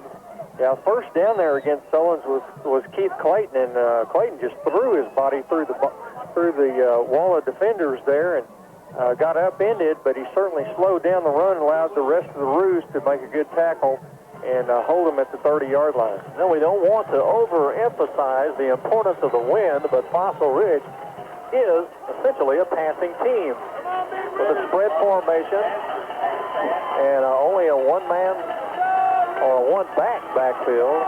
First and 10 is the pass. This one is complete all the way to midfield, and that was beautifully done by Ford, their quarterback. And out there catching that one is number 80 for the Fossil Ridge Panthers. That is Brian Perkins, and we've seen him at 6'4", 205 pounds, make a couple of big catches for Fossil Ridge. They have 30 seconds left now in the third quarter. So quickly, Fossil Ridge moving out toward midfield. The ball will be placed at the 49 of Weatherford. First and 10 for the Panthers.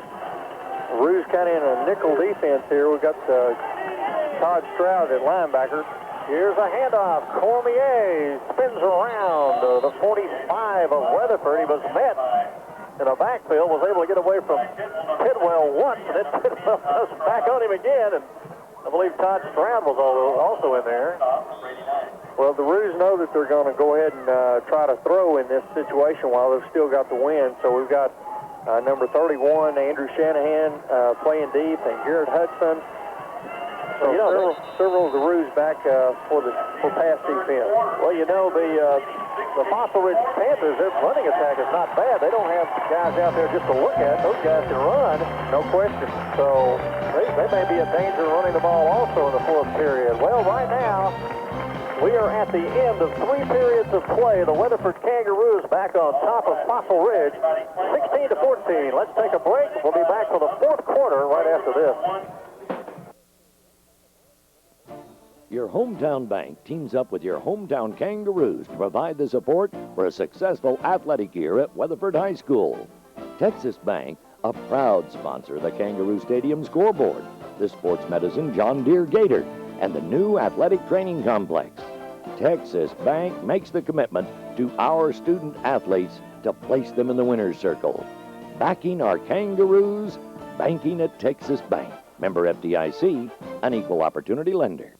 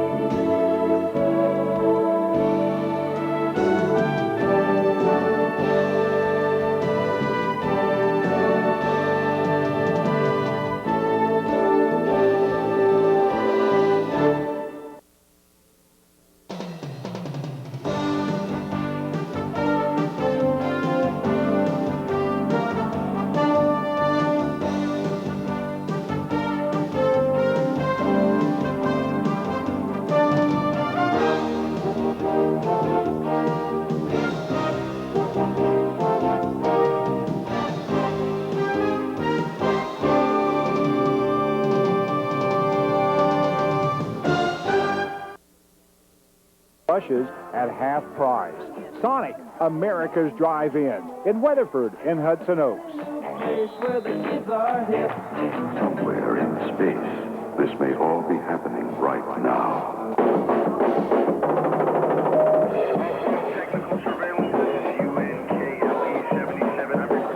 We're ready for the fourth quarter to get underway, and it is underway as on the first play.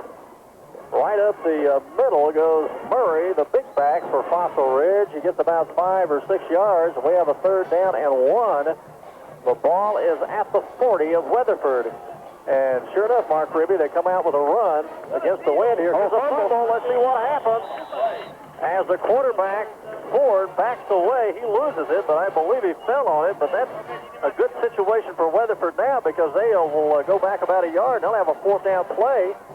And they will need 2 big ones. Well, tough decision for the Fossil Ridge coaches right here, Randy. Punt into that wind and put the Roos deep, or go for it in fourth down.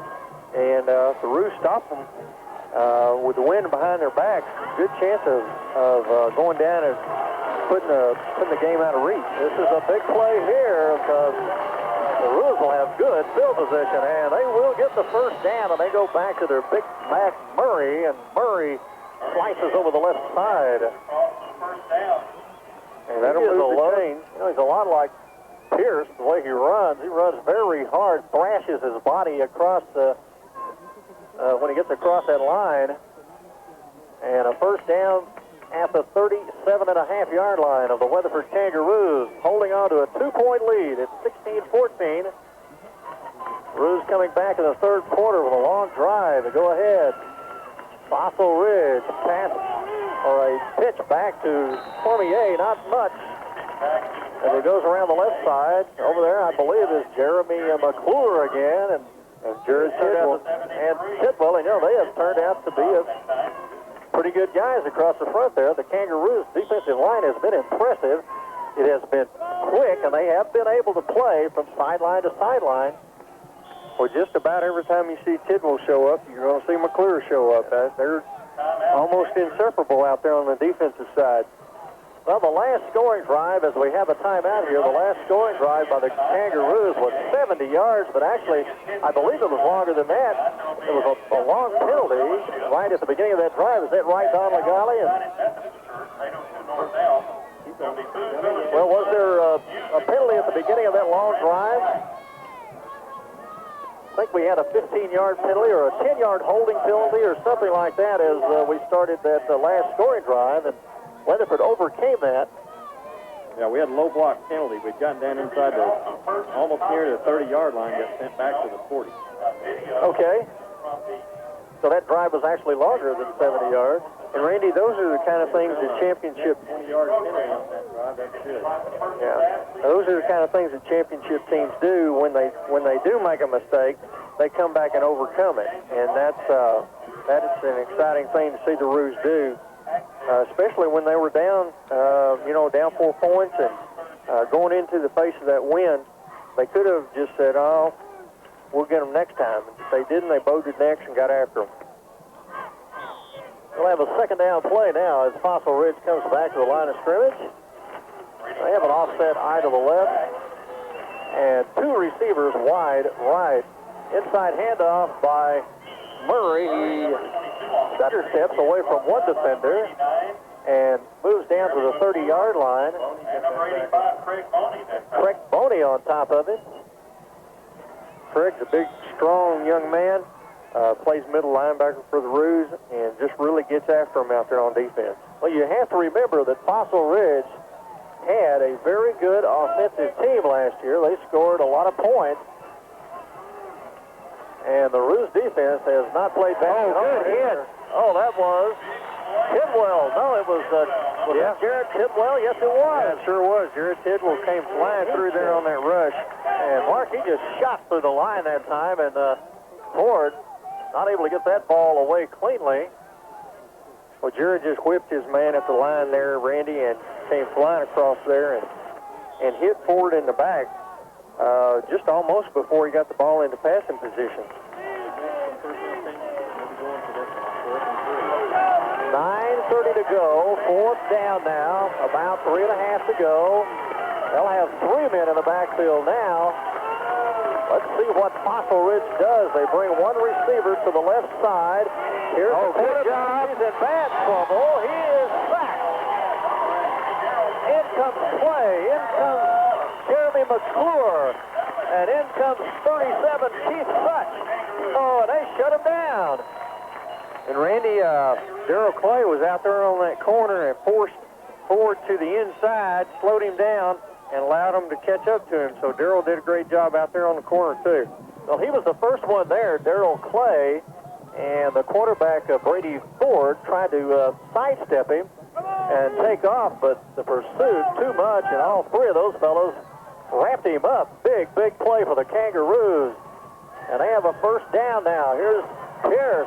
Look at. Here we go. This is it. At the 40. One block. The 30. The 20. What is in? That is a Roos touchdown. What a great run by Mark Pierce. And he broke some tackles along the way, and then he just took off, and he was not going to be denied. And Randy, I believe it was number 5, Cole Borland, that managed the last block right before he went in, about the 10. No, it was number 6, and that was Keith Kelly. Great job of blocking downfield by Keith. And we have been waiting to see Mark Pierce in the clear on a long run, and he has got the speed to get the job done all the way. How many yards, Don Legale? 63 yards for Mark Pierce. And the Roos are on top, 23-14, and Jeremy McClure comes in and puts it through, but now we have a penalty flag on the kick. 9:12 to go, and what a run by Mark Pierce. Great job by all the Roos. Well, it was a pitch out to him. He was running to the right, and he just busted right through 2 tacklers about 10 yards downfield from the line of scrimmage. Somebody else got a hand on him, too, after that, but he broke through that one. He was met head-on by someone in the defensive secondary, busted that tackle, and then he was off and running. And a 63-yarder by Mark Pierce. And now they're going to say that the kick wasn't good, so it's 23-14. Weatherford over Fossil Ridge. We'll be right back in a minute.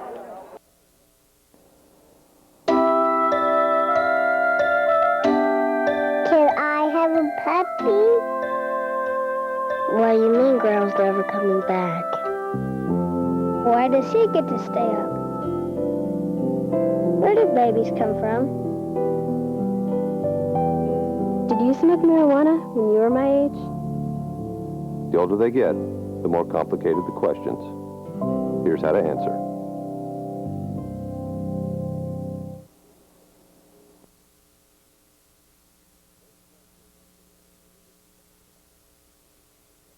First National Bank of Weatherford is excited about the 1999 Weatherford High School season. Since 1880, the First National Bank of Weatherford has provided friendly and reliable service to the folks in Weatherford and surrounding area.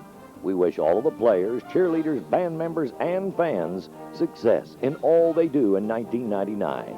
Come by and visit with your personal banker at First National Bank of Weatherford.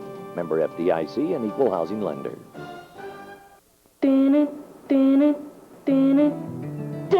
They dress him up like a ghost, and he's looking through, and it's Halloween, and he's walking around like this. My parents told me to go swimming, and I was like, no. You love watching movies, and Blockbuster thinks you should be rewarded for that with Blockbuster Rewards, where the more movies you rent, the more free ones you get. Plus, get a free Blockbuster Favorites movie every month. He got on top of that bomb just like it was a horse. He was going to ride that rascal all right on into where it was going. Join Blockbuster Rewards today and go home happy.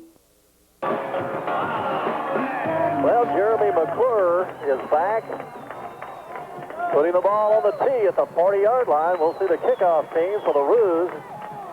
They have been impressive so far, 99.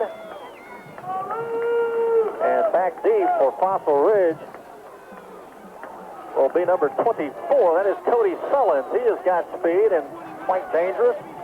And Jeremy McClure sends one high ante back to the 3-yard line. And here goes Sullins up the middle and busts through the 25 and kind of slides down at the 28-yard line. And again, good coverage by the Roo kickoff team. A lot of speed out there for the Roos on that team. Well, Randy, you know the Panthers are going to have to go to throwing the ball. They're behind at this stage by 9 points, and they got to score. So the way to do that, move down the field in a hurry, is to throw that ball. So the Roos are going to get a chance to pick off another couple of passes here before it's all said and done. And let's see if this defense can remain aggressive throughout the rest of this game. And a quick penalty, as perhaps Fossil Ridge again will be called for procedure. And with 9 minutes to go, they are 9 points down, and certainly don't need that at this point. Well, just keep backing them up. And they're also moving into a pretty stiff breeze of about 15 to 20 miles per hour. And you would think at this stage of the game that the Roo defensive line is pretty much going to just take off and start looking for the quarterback right now. They're going to chase old Brady Ford every chance they get. We've got Michael Branch and number 78, Jason Such in there. Well, we saw Jason Such make a couple of big plays on the defensive line. Also, Jared Tidwell a moment ago. Here's a handoff that breaks clean. And up across the 30-yard line goes Kenny Murray. And that was number 18, Barrett Weaver, coming up from his quarterback position to make the tackle. And we'll have a no-huddle offense here by Fossil Ridge, as they don't want to waste any more time trying to catch up. They are down 23-14. Brady Ford, he has 2 receivers to the left side. They're going to give it to Murray again, and he'll get a few yards. He'll get over the 40, and that will be a first down. And I'm not sure that the Roos would mind them handing it off to Murray from now on. Well, good tackle there by Andrew Shanahan. The Roos are really trying to be prepared for the pass, but that running back, Murray, is a tough runner, Randy, and hard to bring down. Heavy load. Now they're giving it to their little man, a pitch to the right side. He breaks through a couple of tackles across midfield, the 45, and is finally brought down over there by Garrett Hudson. Inside the 45, well, they're going to stay right at the 45-yard line of Weatherford, and that will be a first down for Fossil Ridge. Well, we know they can score quickly. We've seen them do it. We have not seen them score against the wind. No, the Roos don't need to get complacent here, Randy. We need to go ahead and stop them, push them back, and get the ball back. 8:20 to go in the fourth quarter, and here's a handoff to Cormier, and he breaks loose. 45-40, 35 down to the 31-yard line, and I have to think the Roos are kind of on their heels right now, looking for another pass play from Brady Ford, and they're not getting it, and pretty good holes opening up there for the Fossil Ridge Panthers. Yeah, we're having too many of our defensive backs having to make tackles right now, Randy. We need some of our linemen to stop them. And again, no huddle here for Fossil Ridge. The ball is at the 30-yard line of Weatherford. Here's one to Cormier, and that won't go. Nope. Down he goes for a loss. He spun to get away from Stafford. And then coming in is the big defensive end, Michael Branch. 52, Michael Branch. And they stuffed that one for a yard loss. Michael just whipped his man and came right through the middle of that hole and met him head on. So after 4 or 5 plays and no huddle, the Panthers decide they better stop talking about it for a minute. Well, they go into the huddle this time, come right back out, and send 4 receivers wide, 2 to each side. They still have Murray in the backfield. Here's a pass rush. Here's a pass intercepted. Yes! Here we go with Hudson across the 30, the 40, out to the 44. Good job, Garrett Hudson. He just snuck right on. He was reading the quarterback's eyes, snuck right over the middle, caught that thing and swung around the right end, didn't he? Down around the 10 or 15-yard line, and you saw that pass was going to be a little late getting to the receiver, and Hudson was cutting across, had it, bobbled it up in the air, then was able to hold on and shot right down the north sideline all the way out to the 43-yard line. And now the Roos are looking good, and the fans over here for the Kangaroos beginning to feel a possible victory as the Roos come out, and they're offset with Pierce in the backfield. And here it goes, the Moore pitch out, nicely done across the 45 all the way out to the 50-yard line, and I believe that was Kane Riddle with it. Yeah, good job by Kane Riddle, and Shane Moore making a great pitch out there. Well, you know, Kane Riddle showed some very good speed there. He also showed the ability to make a good cut as he got near midfield. They're going to say the 49-yard line, a gain of 7 yards, and you really have to like the way that Zach Moore handles that pitch out.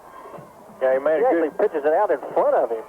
Made a good read and gave Kane as much time as possible to get out there on the end, and just made the pitch at the last minute. Well, he's been able to play well off the defensive end every time. This time we'll have a penalty against the Kangaroos for 5 yards as they jumped early. Down to 6:34 to go, and now Mark Ribby, here's another good time for the Kangaroos to go on a long drive and eat up the clock. Yeah, it'd really seal it if we go ahead and push it on down there and score, Randy. Fossil Ridge expecting to be tough again this year. They play teams close. I remember in '98, they lost several very close games in 8-4A.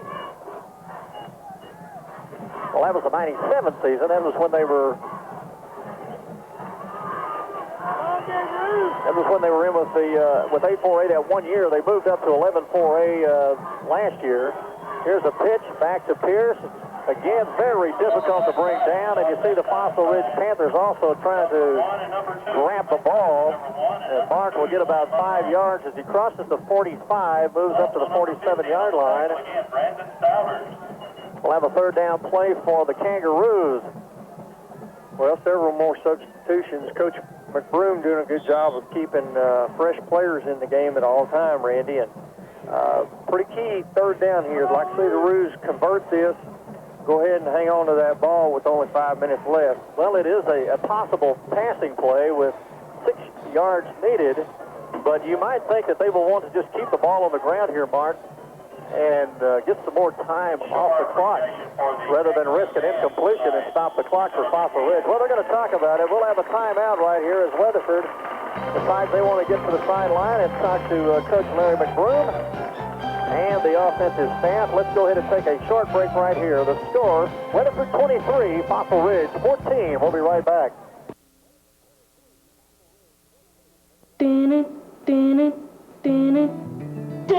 They dress him up like a ghost, and he's looking through, and it's Halloween, and he's walking around like this. My parents told me to go swimming, and I was like, no. You love watching movies, and Blockbuster thinks you should be rewarded for that with Blockbuster Rewards, where the more movies you rent, the more free ones you get. Plus, get a free Blockbuster Favorites movie every month. He got on top of that bomb just like it was a horse. He was going to ride that rascal all right on into where it was going. Join Blockbuster Rewards today and go home happy. We are named Weatherford National Bank because we are Weatherford. From the rodeo to the Peach Festival to Christmas on the Square and everything in between, you'll find us there sharing in the rich heritage of Weatherford and Parker County. Come by any of our 5 offices located throughout Weatherford and Aledo. You'll find free checking with overdraft protection, full-service mortgage department, extended lobby hours, and even Saturday banking, all the services that our customers have come to expect. Weatherford National Bank, member FDIC, an equal housing lender.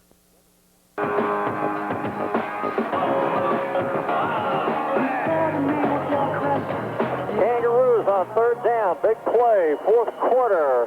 5:25 left. The Kangaroos leading the Fossil Ridge Panthers 23-14. They're going to go for a long one here. They're going to risk it, and it will be over the head of Garrett Hudson as he goes down the sideline. And, well, I didn't call that one, Mark Ribby. You asked me what I thought they were going to do, and initially I said they would run an option left, and then I saw Simon over there as a defensive end on the right side for the Panthers, and I decided against that.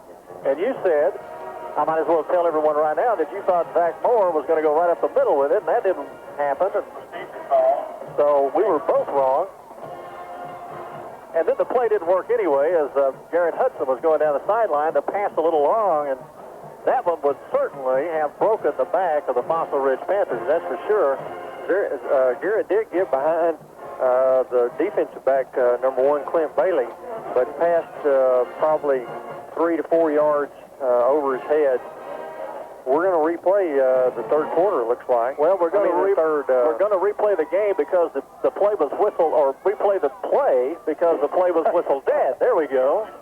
Well, I said we were going to replay the quarter, so I went ahead and said the game, right? Yeah, that's right.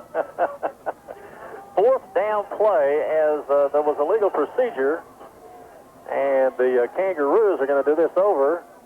And we've got Garrett Hudson in to punt again. And this time they won't, well, it was third down. It was the procedure play was called. So anyway, they're not going to get the play over. They're going to have to punt on fourth down. That was a tough one, Mark.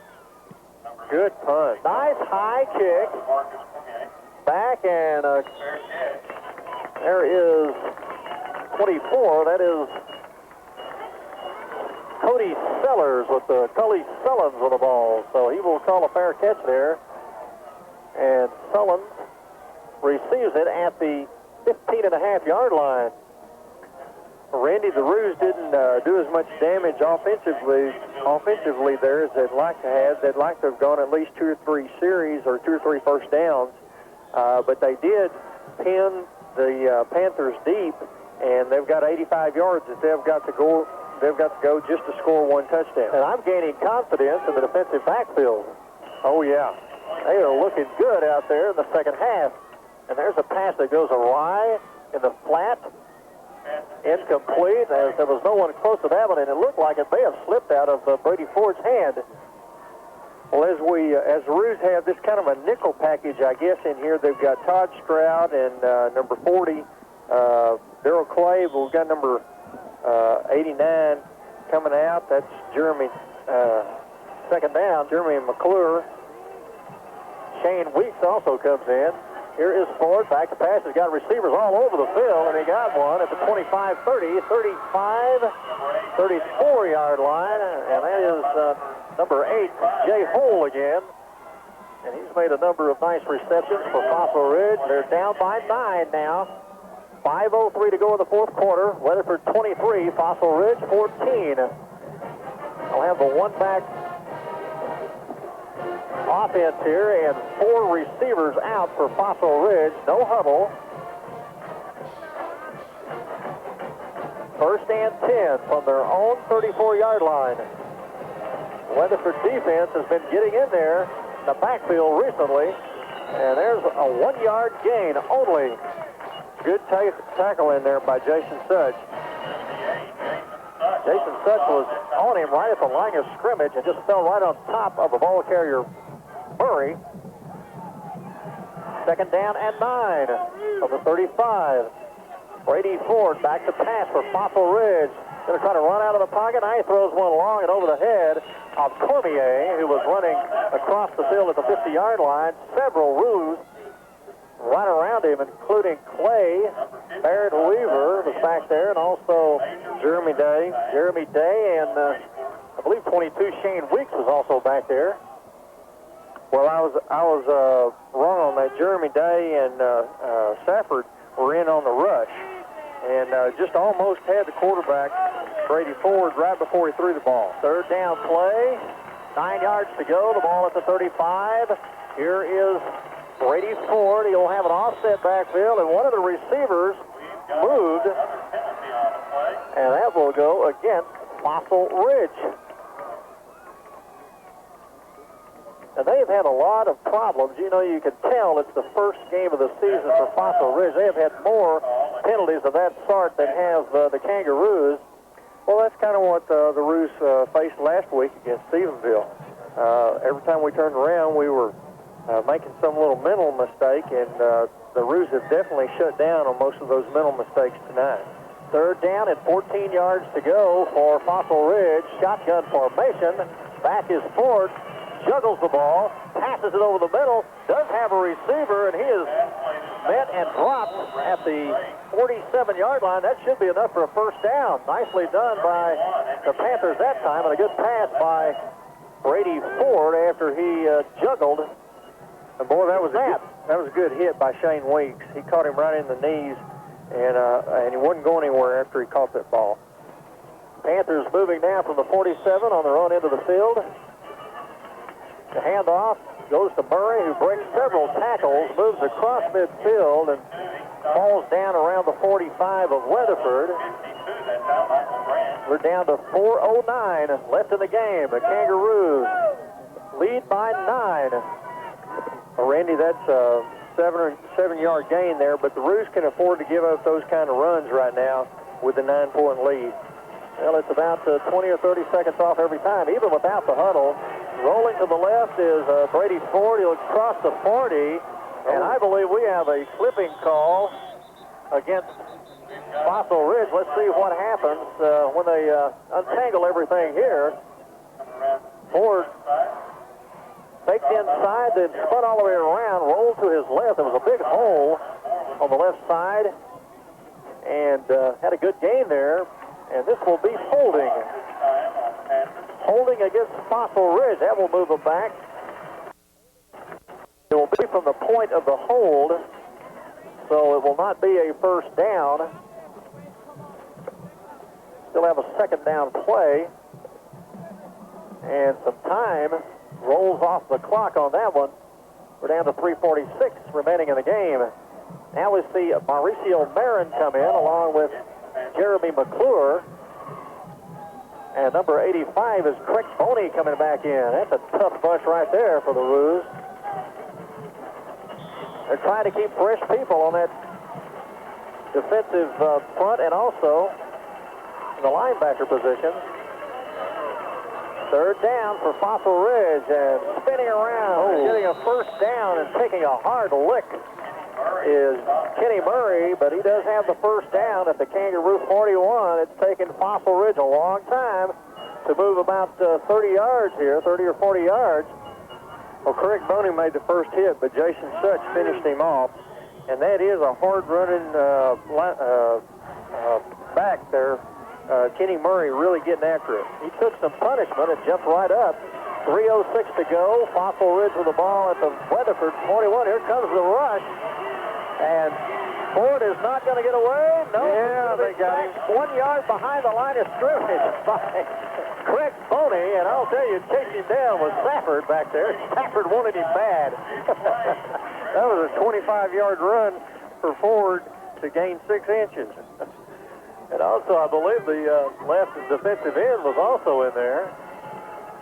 At 78, Jason Such. There we go. There's Such. Well, he didn't get away from Jason Such this time as Cormier gets it, and there comes Jason for a 5-yard loss. Well, the Rude defensive line is just starting to tee off, Randy. They're going on every snap, and the defensive backs are doing a great job of covering those speedy receivers.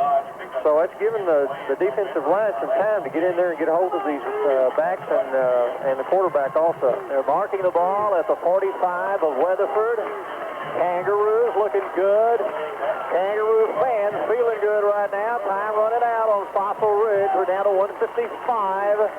Here's Brady Ford, the Fossil Ridge quarterback. Offset eye, 3 receivers out. He's going to roll to the left side. Here's a pass that will be caught inside the 30-yard line. And nicely done for Fossil Ridge again. As you give him time, and if he's not molested on those rollouts, he invariably finds a receiver, Mark. Yeah, and Jay Hall, very sure-handed receiver out there, Randy. That ball was right on his shoestrings. He managed to catch that and stay in bounds. And so The Roos they've got another first down, and the Roos going to work on holding them. 29-yard line is where they mark the ball. We'll see 2 men in the backfield for Fossil Ridge. They will have 2 receivers to the right side. And here is Murray. Whoa! In comes Safford. In comes Mauricio Marin. And down goes Murray for no gain. In fact, he lost a yard. And we have Michael Ross in there on the tackle, too. Michael Ross, well, that interior of the Kangaroos has been impressive again. I thought they were impressive last week, even in a 34-7 loss. Yeah, they've in the last quarter here, they've pretty much dominated the game. Well, let's see what they're going to do here with the mark. They have not marked the ball yet. They're going to put it down at the 30. And it should be second down. I don't know why they haven't flipped over the marker yet, the down marker, but let's see what happens here at this break. There is a timeout. The score is 23-14. Weatherford is on top. We're down to 1 minute and 19 seconds. Fossil Ridge, Mark using way too much time in this drive, and a lot of it has to do with the tenacity and the firepower of that Weatherford Kangaroo defense out there. They have been tough to move the ball against in the second half. Well, just an excellent job by the defense this second half. They've held Fossil Ridge scoreless in spite of being stretched several times. And sure would like to see them finish with a shutout for this second half. Well, I would like to know what kind of adjustments that Coach McBroom and his staff made at halftime defensively. Here's a quick pass, right side. It'll be caught inside the 20-yard line, and that will stop the clock with 1:13 remaining. And that was our man, Brandon Frakes, the sophomore, 5'11", 160-pounder. You know, we don't have the height and weight of the Weatherford Kangaroos. They are not listed, so we don't give that to you. We don't want to speculate on anyone's height and weight, and I'm not sure it's that important, you know, Mark, because most of those heights and weights are not accurate anyway. I've seen guys out there at 5'11", they put them down to 6'3". Yeah, I would say some of those coaches have a tendency to stretch things. Here's Murray up the middle with a carry. He'll cross the 15, and we'll have a stoppage of play as a flag comes in. That will be a first down. It was a first down carry. Well, let's see what happens here as Murray did get about 5 yards on the play, and then we saw a flag come in late. 1:08 is remaining. Well, Randy, they're just talking about it for right now. It's kind of hard to see what they're going to do. Well, I'm having a hard time seeing, period, because all the Kangaroo fans are standing up right now. They're right in front of us, and it's making it a little bit difficult for us to see the action, but you can't blame the fans for being excited about this game because the Roos have looked sharp. No, this has been a good one to stand up for. No question. And in the second half, especially by the Kangaroo defense, and then Mark Pierce busting it open with a long 63-yard run in the fourth period to give the Roos this 9-point lead. And the foul is going to go against Fossil Ridge. And they're stepping it off now. And it will be a 15-yarder, and the ball will move out beyond the 25. All the way out to the 28-yard line of Weatherford.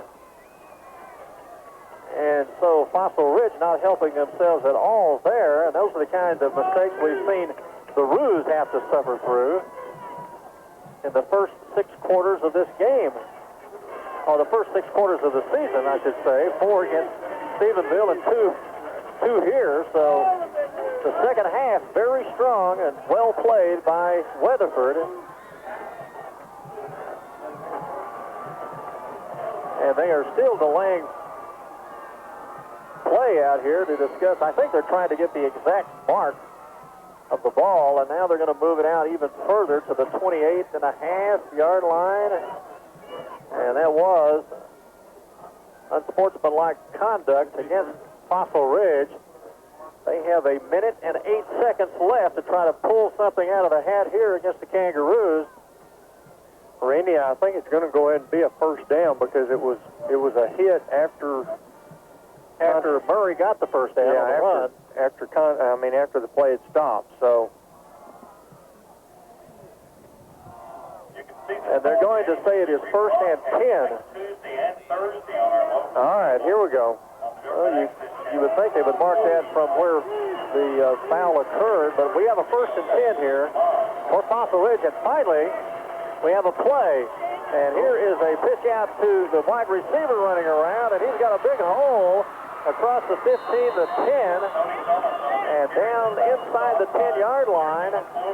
There's number 89. That was Cody Sullins again, and Cody Sullins from his wide receiver position came all the way around and took a pitch out, found a big hole, and with 57 seconds left, Fossil Ridge is at the Weatherford 6-yard line. Here's the next play, a long pass deep, and that will be out of the end zone, I believe. It was caught, but a little long in the corner. Cole Borland was over there. Well, he was doing everything he could do to keep his feet in bounds. That was number 8, Jay Hole. Good pass and good catch, but just a little out of bounds. So we're down to 50 seconds remaining. The ball is placed at the 7-yard line. It will be second and goal from there. Kangaroos clinging to this 9-point lead now. Well, they've got the quick back in this time, Randy. They've got Cormier in, and here is Brady Ford to go back across the middle. Oh, good play. Shot, and we're going to have a flag. Well, I thought that was a good play. I thought Craig Boney, perhaps, made a good hit there. Or Clay. That was Gerald Clay. It was a pass right over the middle, right at the goal line, and like a good hit, but we have a flag coming in, and they're going to call, I'm sure, pass interference here, and the ball will be placed down at the 1-yard line. 46 seconds left in this game, and you know, Mark, we said it was going to be a long game today. Oh, you're right. All of these passes, and it has really been strung out here in the last 5 or 6 minutes. Seems like the Fossil Ridge Panthers have had the ball for an hour, but they still haven't scored. They're at the 1. Well, they've got number 22, their tough runner back in, Randy. Here's the handoff, and this one goes to Murray, and he is able to get in on the left side with 42 seconds to go in the game. And it is now 23-20. We'll just see them go for 1 here. There's no need for them to go for 2 points, because if they get the 1, they will still be within field goal range if they can get their hands on the ball in the final 42 seconds of the game. Well, we've seen them try a fake field goal, Randy. You know good and well they're going to try an onside kick of some nature. Oh, yeah, that is for sure. And then they'll have a half a minute or so to try to pull it out. The kick is up, and the kick is good by Esquivel, and it is now 23, Weatherford, 21 for Fossil Ridge. We've got 42 seconds left in this game. We'll pause right here and be right back. They'll make an onside kick, in which the kickoff team for Fossil Ridge can get their hands on. And a lot of quick people, up for Weatherford. There is Legale, also Cole Borland. Pierce is up there. And let's see what Esquivel does. He has got it pointed to the south side of the field from the 40-yard line, and now the Panthers all spread out across the field. Weatherford has a number of their hands people up there just outside of the 45. Here's the kick, and it will go out of bounds. It will go out of bounds at the 40-yard line of Weatherford, and I'm sure they will not take a penalty there. They want the ball, and they will get it at the 43. Good break for the Roos there. Yeah, that was offset eye to the right side, and there is the kneel down. 39 seconds, and how many timeouts do we have left for Fossil Ridge? That is the question.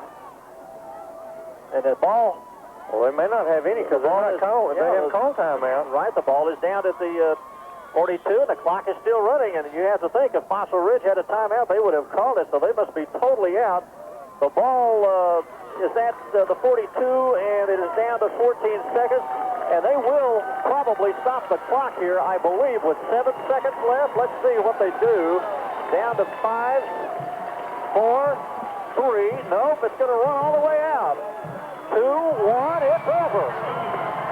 And that's victory number 1, Randy. The Kangaroos have defeated the Fossil Ridge Panthers 23-21 in a comeback in the second half. What a game, and they have evened up their record at 1-1. Mark Reeby will be back along with Don Legale and myself. We will have some further commentary on this big win by the Kangaroos, and we'll set everything up for you next week after we hear from Don Legale's stats. Let's take a break right here. The final score, the Weatherford Kangaroos 23 and the Fossil Ridge Panthers 21. We'll be right back in a minute.